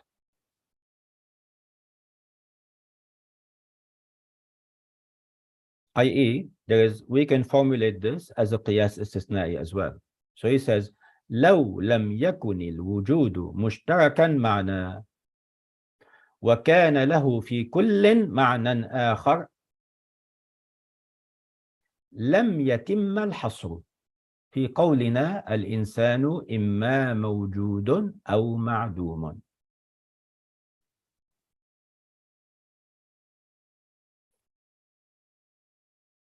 لو لم يكن مشتركا معنويا لما جاز أن نقسم قسمة حاصرة،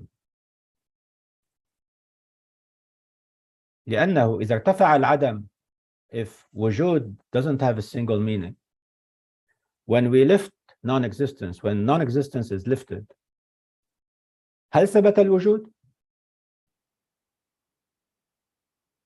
ربما ثبت بأحد معانيه.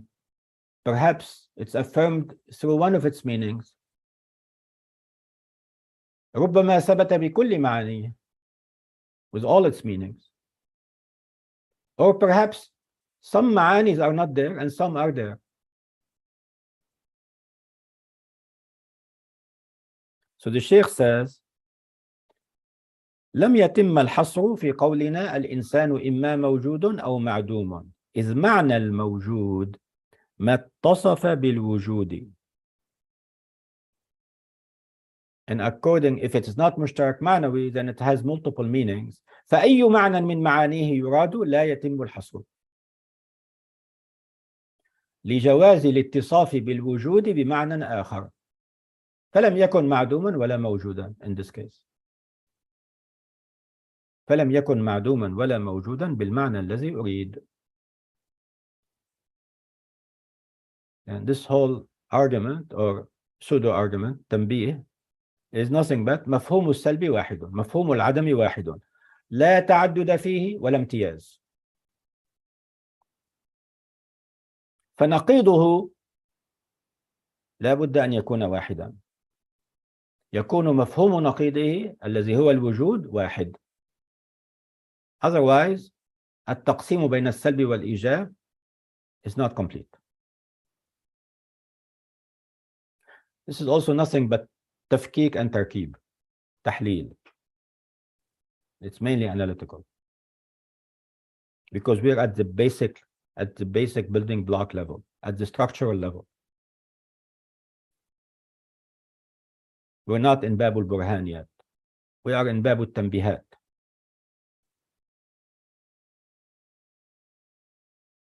See the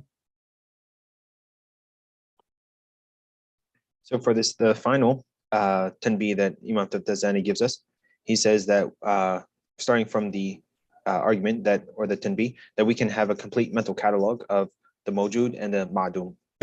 So the mafhum of both mawjud and ma'dum have to be one, they have to be wahid. Because if they had different meanings or multiple meanings, then the hasr itself wouldn't be complete. So Sadandaji, of course, gives us this example here of al-insan. So either human being is existent or it's non-existent. But if the term existent, for example, had multiple meanings, then we couldn't have a true hasr or true mental catalog of insan, just as an example. And then as Sheikh Talal told us, that we can also formulate this argument as a qiyas istithna'i as well.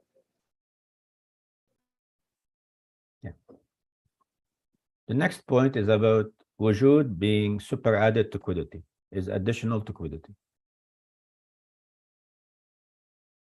قال في أنه زائد على الماهية. Imam Taftazani says وعلى زيادته على الماهية ذهنا صحة سلبه عنها وإفادة حمله عليها واكتساب ثبوته لها.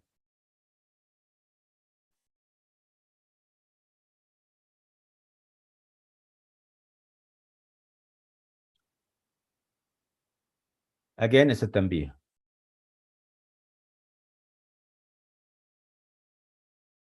The first tanbih, صحة سلبه عنها. Existence can properly be negated of quiddity. أقول هذه الماهية موجودة ليست موجودة.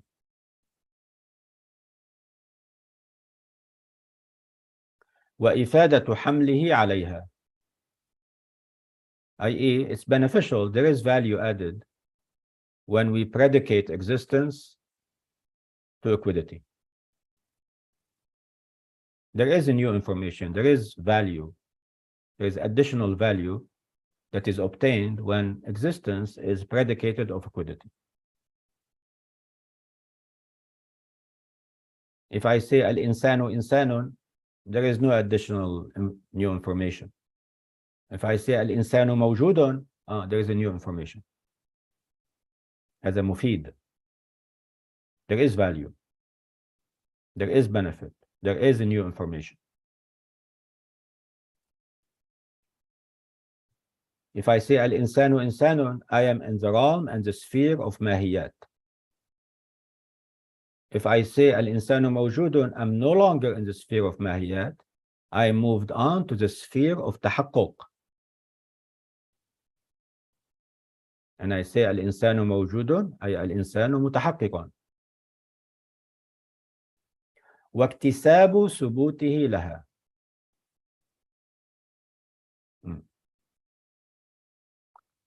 He's saying here that this is kasbi. ثبوت الوجود للماهية كسبي. If I say al-insanu insanun, my mind doesn't ask the question why. Something is itself. My mind keeps on sleeping. But if I say al-insanu mawjudun, immediately my mind will say why. Why is this thing mawjud? Give me a sufficient reason. A proof is required if existence is to be predicated of a quiddity.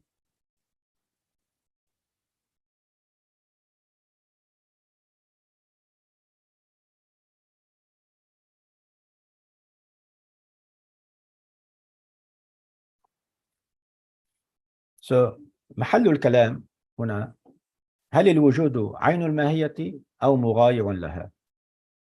The Sheikh says زائد على الماهية. زائد على الماهية, additional to quiddity. Oh, sorry. There's a repetition here. We'll fix it, inshallah. When we say wujud is additional to quiddity, i.e. we're saying wujud is different than quiddity. So that's the first question we ask. Is wujud the same as quiddity? Or is wujud different than quiddity? Additional to it. Super added on it. And then the next question is, this adding wujud to quiddity, is it in the mind or is it in the outside world? محل الكلام هو المغايرة والاتحاد في الذهن أو المغايرة والاتحاد في الخارج. لا، محل الكلام هو الاتحاد أو المغايرة في الذهن لا في الخارج. Here we're talking about the mind, in the mind, mentally. The mind, the intellect, has this ability to separate things, to isolate things, to abstract things. And there are reasons for that.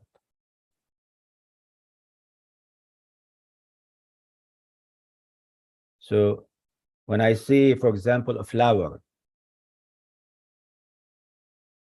I see the shape of the flower, I see the flower itself, I see the color of the flower, I see the scent of the flower, and then my intellect abstract these things.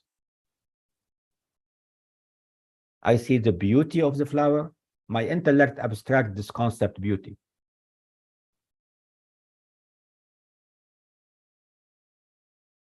One of the benefits of abstraction or abstracting things and isolating things is to be able to study them on their own.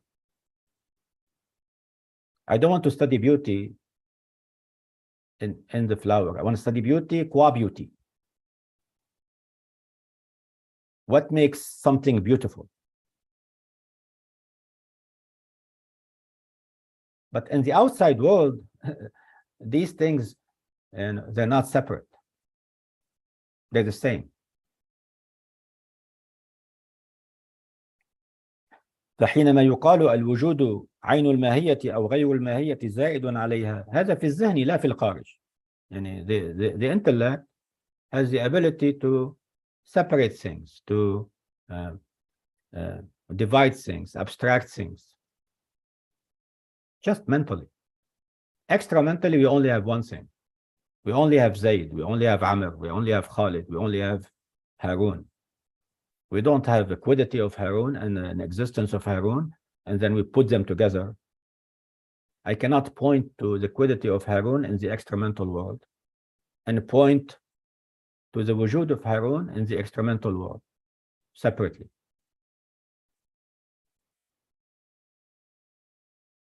So extramentally, الوجود والماهية شيء واحد بالاتفاق. Existence and quiddity is the same. عين بالاتفاق. متكلمون philosophers بالاتفاق.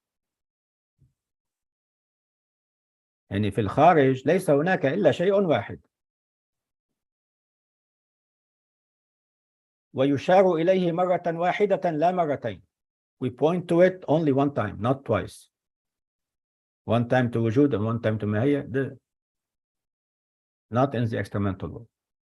But in the intellect, in the mind, I can separate these two concepts. Mahiyya is a concept, wujud is a concept. I can separate them. So this is تحليل. العقل يحلل زيدا إلى شيئين. فالتحليل العقلي يقول العقل أن زيدا له وجود وله ماهية. هذا تحليل عقلي. ووجوده غير ماهيته وبالعكس. لكن this مغايرة, this اثنينية, this differentiation and distinction between wujud and mahiyya is only in the mind, not in the experimental world.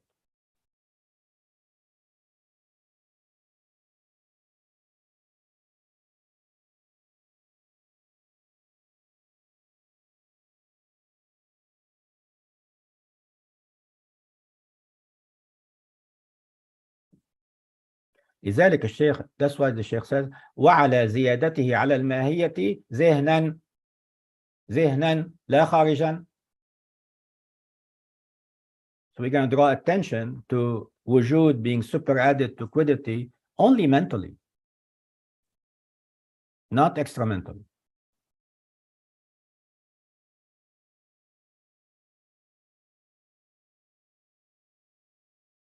So in terms of mazahib in this issue, let's go back to my iPad. Al-mazahib, we have three. Either we say al-wujudu aynul mahiyya, or we say al-wujudu ghayrul mahiyya, or we say al-wujudu aynul mahiyyati fil wajib wa ghayrul mahiyyati fil mumkin. The first is al-wujudu aynul mahiyya.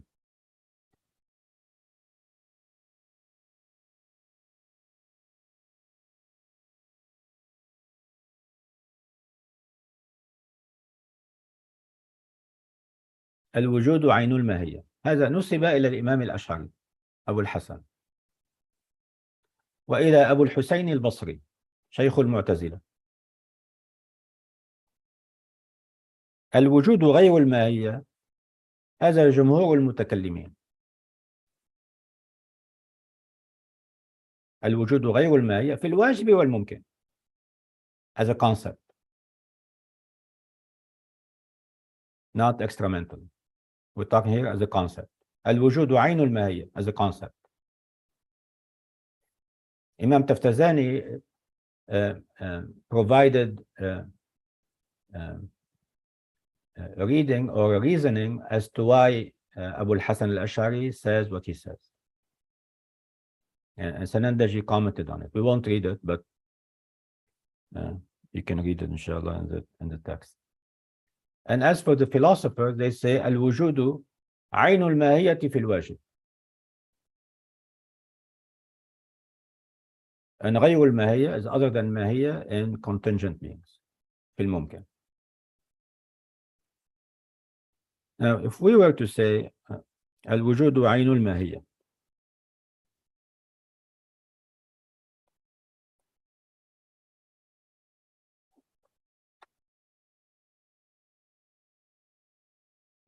الوجود عين الماهية. Is this consistent? Imam Ash'ari says this, and Sheikh Abu al-Hussein al-Basri says this. Is this consistent with their position? What do you think?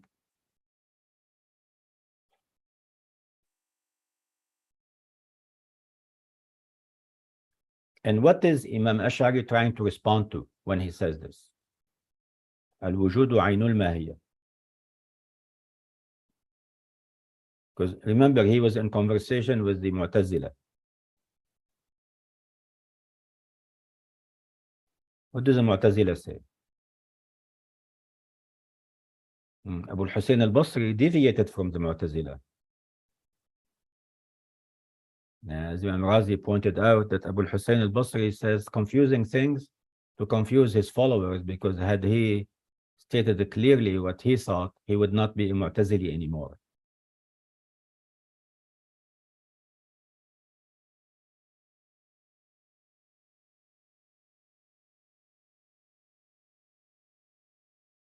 Any idea?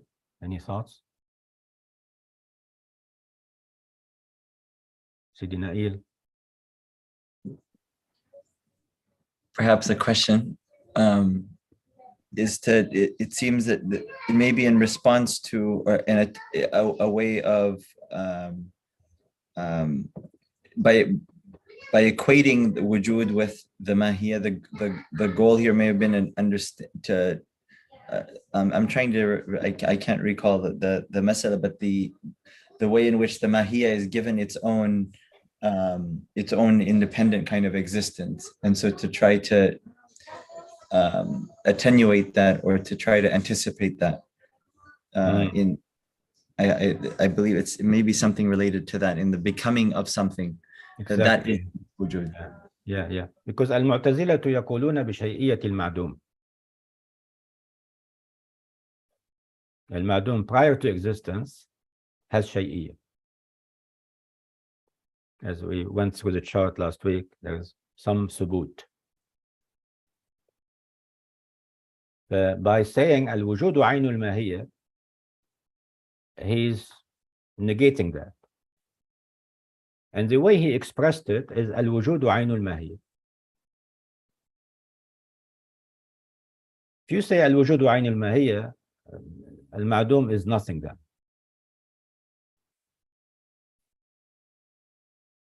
Because prior to existence, al-ma'dum was in the realm of nothingness.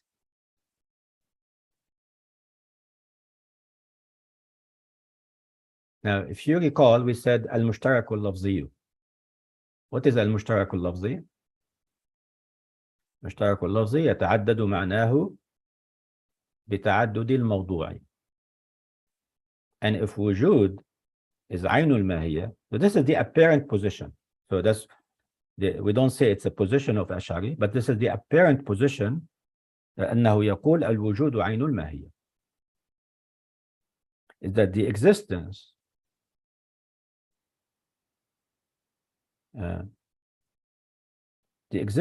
of everything is identical with its essence.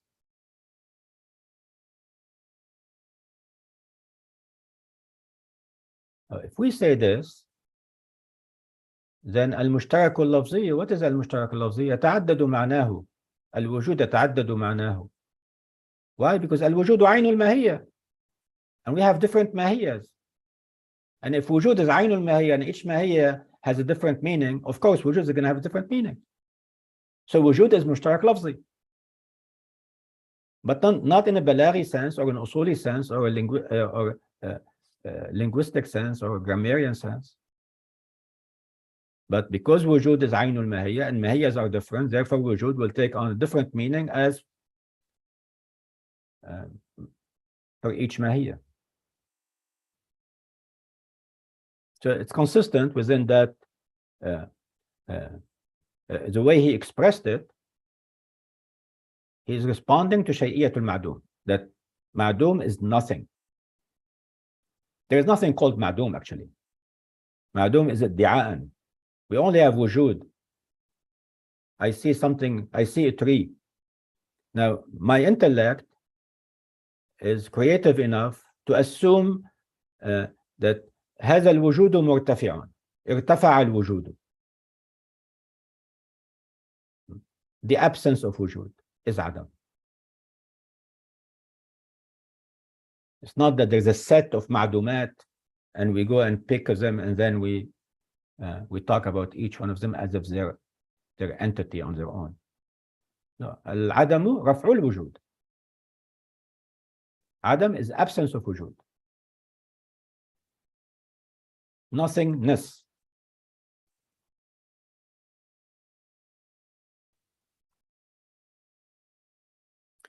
Now those that say الوجود غير الماهية, now we have to ask the question, الوجود غير الماهية,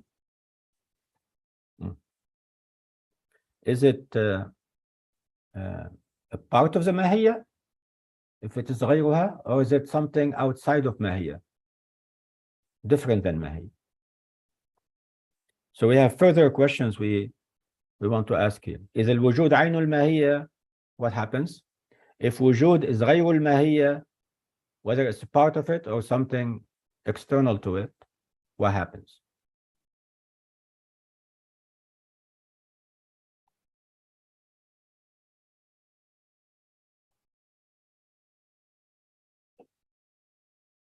We have three possibilities. Either وجود is عين الماهية, or وجود is جزء الماهية, or وجود is external to ماهية, عارض لها, يعرض عليها, gets attributed to it.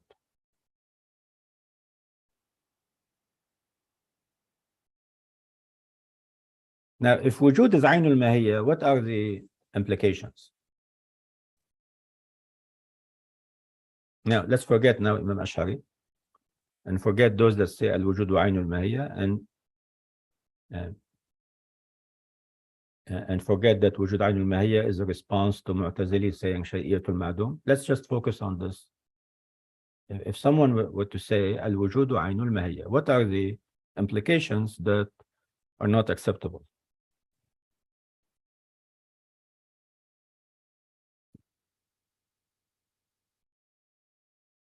It would mean that everything that has a mahiyah has wujud.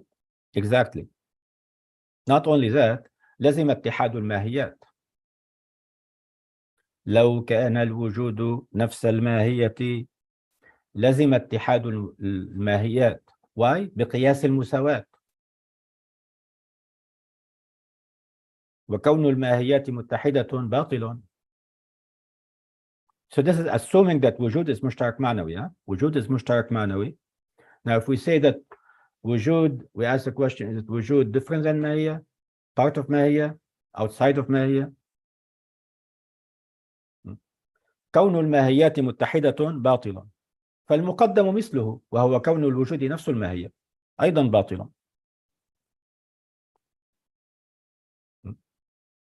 إذا كان الوجود عين الماهية لازم اتحاد الماهيات في خصوصياتها. And we know that all مفاهيم are متباينة. All مفاهيم are متباينة. And we'll talk about that concept later.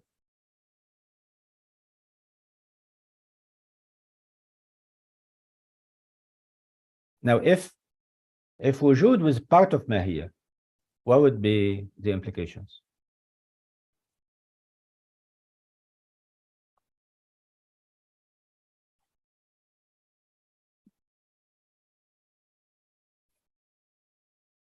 If wujud is part of mahiyya, we will have infinite regress.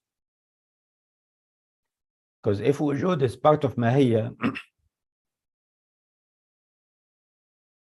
then either it is the genus or the differential. Either it's the jins or the fasl.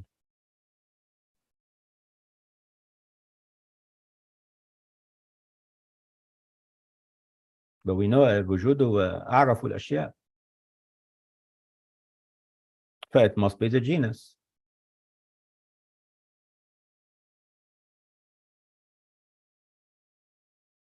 So it must be the genus. The genus also needs a fasl. لو كان الوجود جزء الماهية لم تنحصر أجزاء الماهيات. So every mahiyya must be composite, cannot be simple anymore. And composite from parts that they infinitely, the chain goes on and on to infinity. واللازم باطل فكذلك الملزوم. يعني هناك ملازمة بين المقدم والتالي. هذا القياس الاستثنائي يتوقف على مقدمتين، على شيئين: إثبات الملازمة وبطلان التالي.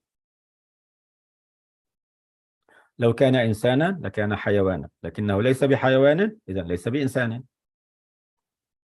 فالملازمة بين الحيوان والإنسان ثابتة لأن كل إنسان حيوان. إذن هذا القياس الاستثنائي صحيح. هنا we're saying لو كان الوجود جزءا من كل ماهية، إذن هذا الوجود لا بد أن يكون الجنس. عندئذ تفتقر كل ماهية إلى فصل يفصلها عما يساويها فيها. لأن we need a فصل، لأنه كل ما له جنس له فصل. قاعدة منطقية: كل ما له اشتراك جنس فله امتياز فصل.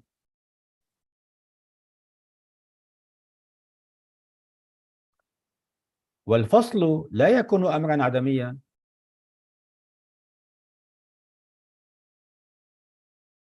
فكل فصل لا بد أن يكون موجودا. إذن كل فصل يشترك مع الوجود في كونه موجودا. فإذا كان موجودا يحتاج إلى فصل آخر، لأن هذا الفصل له ماهية والوجود جزء منها، فيكون جنسا للفصل فيحتاج إلى فصل، ثم هذا الفصل له ماهية والوجود جزء منها فيحتاج إلى فصل، وهكذا إلى ما لا نهاية. لم تنحصر أجزاؤه.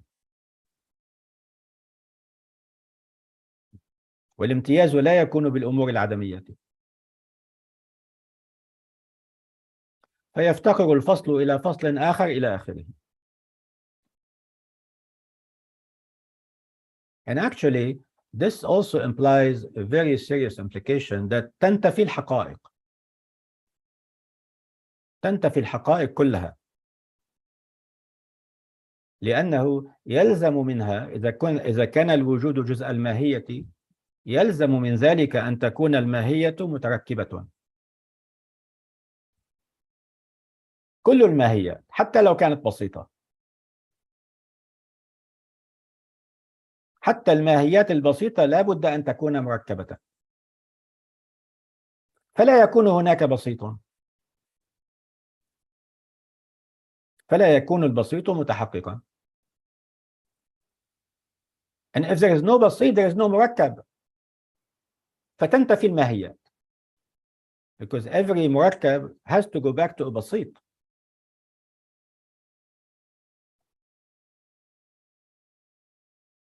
But if the بسيط is also مركب, then there is no بسيط. And the مركب will not be actualized at all. وهذا كله باطل.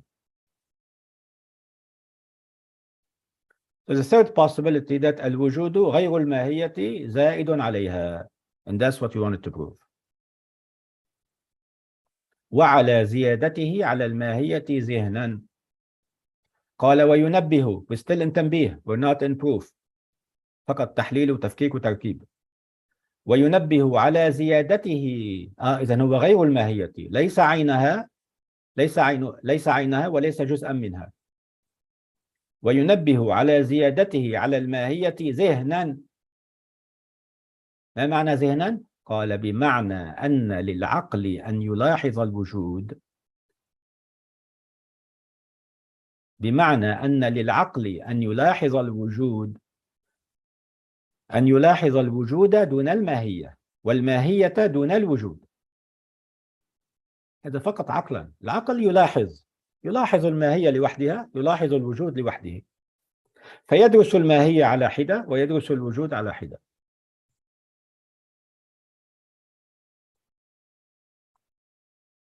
قال وينبه على زيادته وجوه ثلاثة.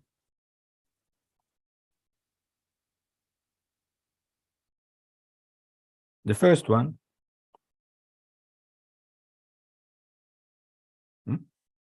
إذن if we go back, that الوجود والماهية يتمايزان ذهنا لا خارجا. This is the principle that we want to emphasize. التنبيه الأول صحة سلبه عنها.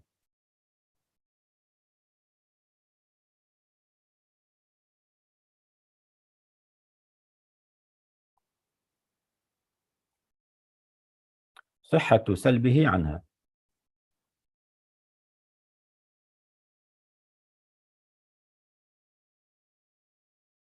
قال الأول صحة سلبه أي الوجود عنها أي عن الماهية.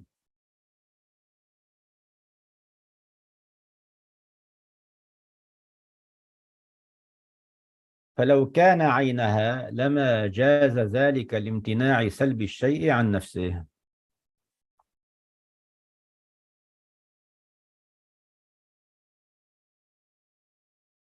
صحة سلبه.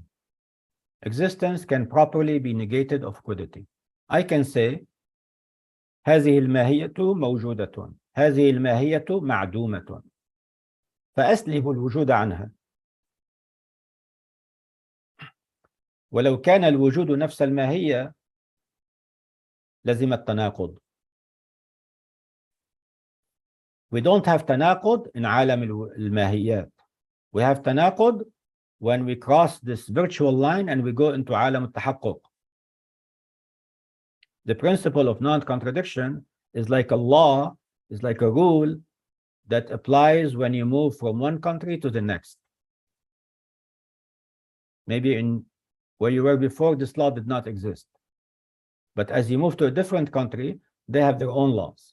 In عالم التحقق, we have the principle of non-contradiction. Only in عالم التحقق. Not in عالم الماهيات. الماهية في عالم الماهيات من حيث هي ماهية ليست إلا ماهية. That's it. الأول صحة سلبه أي الوجود عنها أي عن الماهية.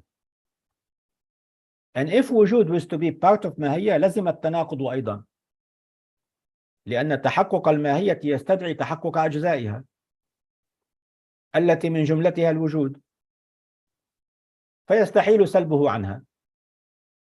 So when I say صحة سلبه, this automatically also negates the concept or the thought that وجود could be part of ماهية.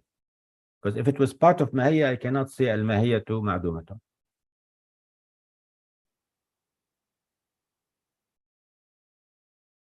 إذن تحقق انتفاء التناقض يدل على الزيادة. صحة سلبه عنها يدل على الزيادة. Sidi Jossan? So we start off this section about whether wujud was superadded to quiddity. And again, these are also tanbihat. And there's three main arguments. So the first is that we have the validity of negating wujud from mahiyya or from quiddity, and that's what we just spoke about. And then the second is the benefit of predicating wujud to quiddity. And then the third would be the acquisition of the subsistence of wujud for the quiddity. So what we discussed so far was there's an ittifaq, or there's an agreement between the theologians and philosophers that wujud and mahiyya or quiddity or existence and quiddity in fil kharij, in the extramental reality, they are one. And they so when we point to it, we're pointing to one thing, but then the aql can do tahleel, it can analyze them into separate parts. We saw that there were three schools about the relationship between wujud and mahiyya, between existence and quiddity. The first would be ainul mahiyya. We're speaking as a concept, and this was Imam Ashari and Abu Hussein al-Basri al-Mu'tazili's opinion. And then the second was ghayr al-mahiyya, so wujud is ghayr al-mahiyya or other than mahiyya. And the third was that wujud is ainul mahiyya fil wajib for Allah subhanahu wa ta'ala, and also it would be wujud would be other than the mahiyya, but that would be for the mumkin. And what we saw thus far was that there were implications about the wujud being ainul mahiyya that will lead to some absurdities. And the first was that everything that has a mahiyya has wujud, and we know that's not the case. And the second absurdity would be that all mahiyat would share in their mahiyya, so there would be a ishtirak in mahiyya, and that's also absurd. And then we saw if wujud is part of mahiyya, so if it's not ainul mahiyya but it's part of mahiyya, we have an infinite regress, because if it was part of it, then wujud would have to be the jins, because it's the araf, or it's the more general of the two parts of the mahiyya, and then we would ultimately have an infinite regress. And then finally, we were speaking about the validity or the first 10b that Tabtazani gives us for ziyadatu wujud ala al-mahiyya, or the super adding of existence on the quiddity. And we saw that this was the negating, the validity of negating wujud from mahiyya, because otherwise, Tabtazani and Sadandaji tells us that if we could not negate wujud from mahiyya, or assuming that mahiyya and wujud are the same, so assuming that they're the same, then we wouldn't be able to negate wujud from mahiyya, because we can't negate a thing from itself. However, we can negate wujud from mahiyya, so that tells us that they are not the same, and rather it's super added upon it.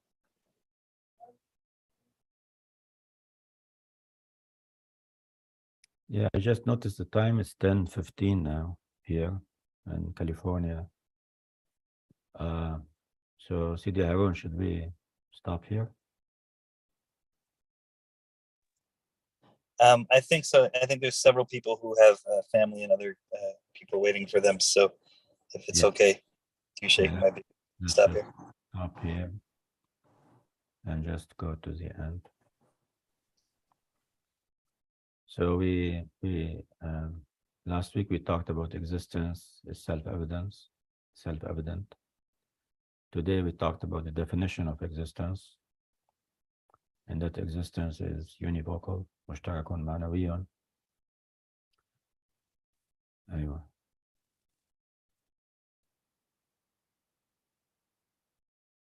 Okay, it's coming on YouTube now. And existence is additional to quiddity, and we have some questions, so maybe we can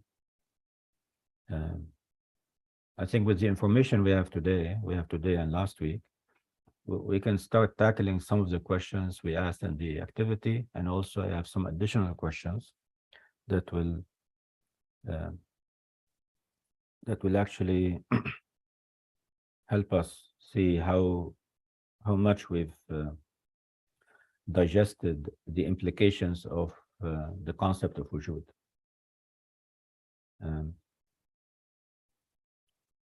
So I have additional questions on existence being univocal and existence being additional to quiddity.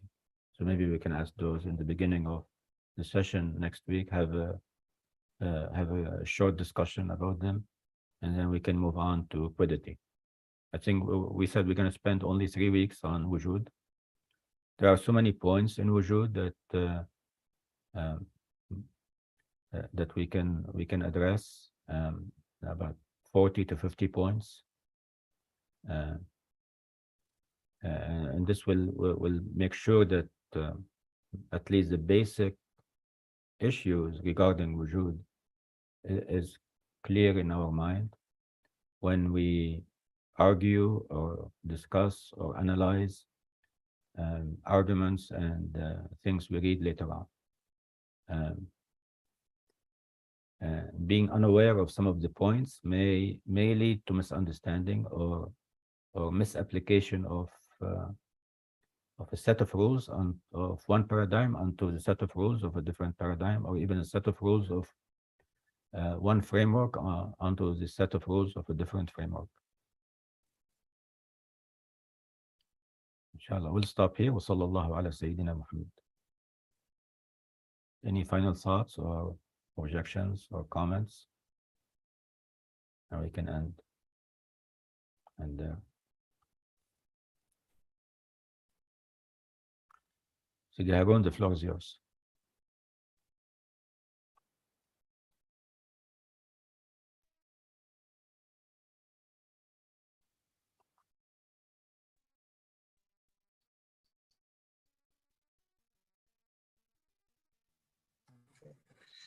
I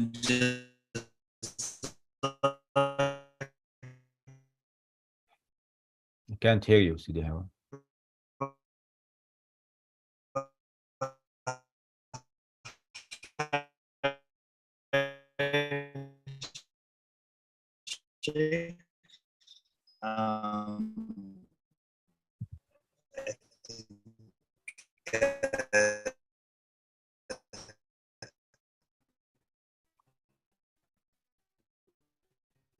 Sidi Harun, if you can hear us.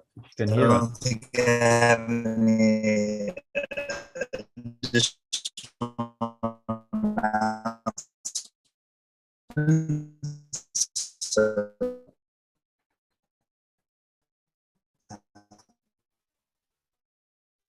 Yeah, I think we all have a problem with reception. I'll send out an email with all the information.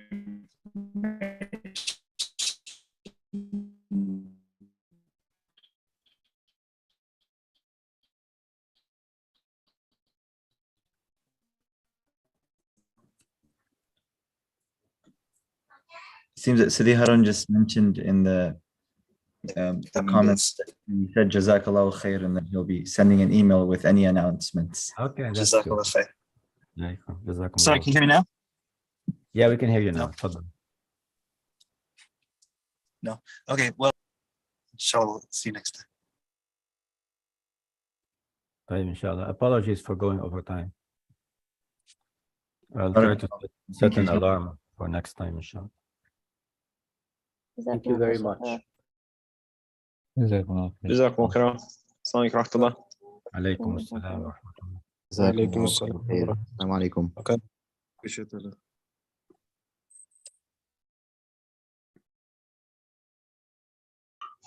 Sheikh Talal, in the coming sessions, will we be touching on the relationship of this discussion to the concept of tashkik, or is that something that we said we were not going to touch on?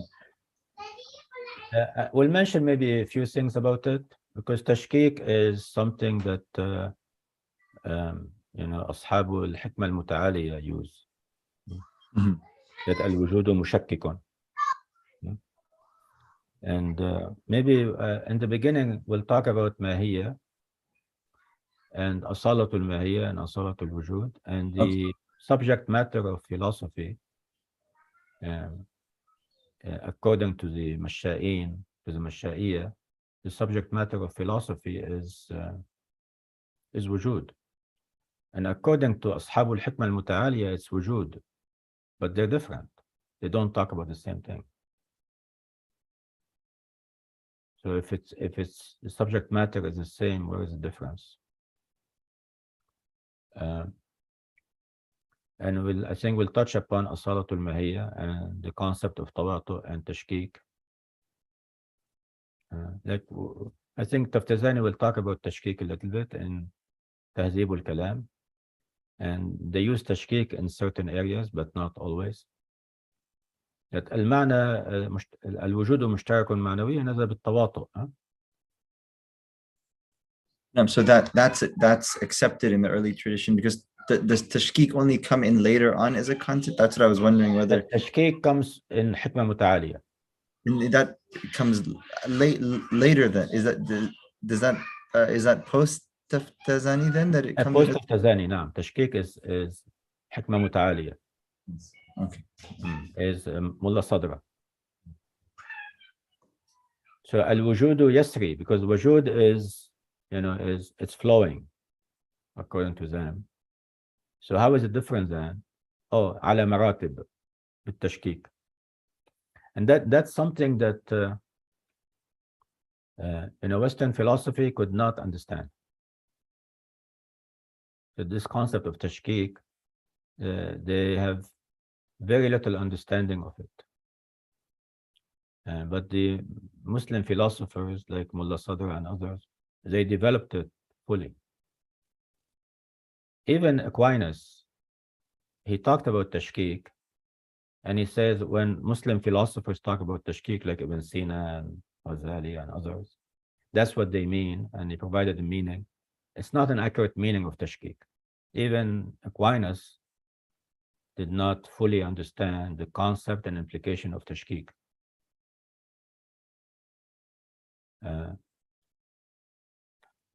But I don't think we're going to spend a lot of time on tashkik, because then we'll be going beyond the scope of the sessions. There are a few things in Mahiyya that if we understand them, I think they'll be mind-blowing. I hope. Yes. Inshallah, that would be helpful. I understand that it's out of the scope, direct scope of the course, but enough that in terms of how we're approaching the mahiyya to be able to at least have good footing to understand that those issues. Yes, yes. See, Dawlat is asking a good question. So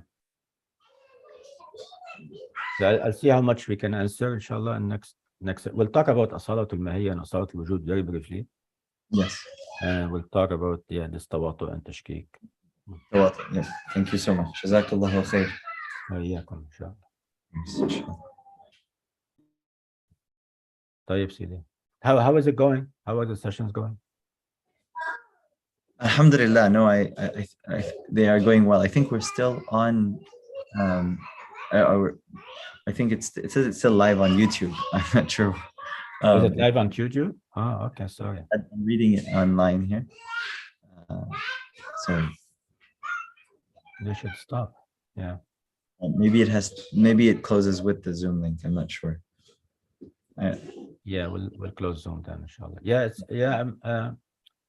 I think Sidi Harun sent some questions, exit questions. We want to see how these sessions are going. Yes, inshallah. I know. Is this like basic information, or is this? Yes. Is there some value in talking about these things? Definitely value in talking, but I think these are subjects that many different. I mean, everybody is different in the class in terms of what their previous readings, but it's an area that it's sometimes difficult to find a footing and a footing within the tradition, as well as trying to understand really the purpose of it, and to read it with deeper understanding. And I think that's what I'm definitely appreciating in this is the focus toward utility and like usefulness. I think that's something that I'm appreciating in terms of the connections that are being drawn. So I do. خير إن شاء الله. طيب. جزاكم الله خيرا. جزاكم الله خير. السلام عليكم ورحمة الله. عليكم السلام ورحمة الله.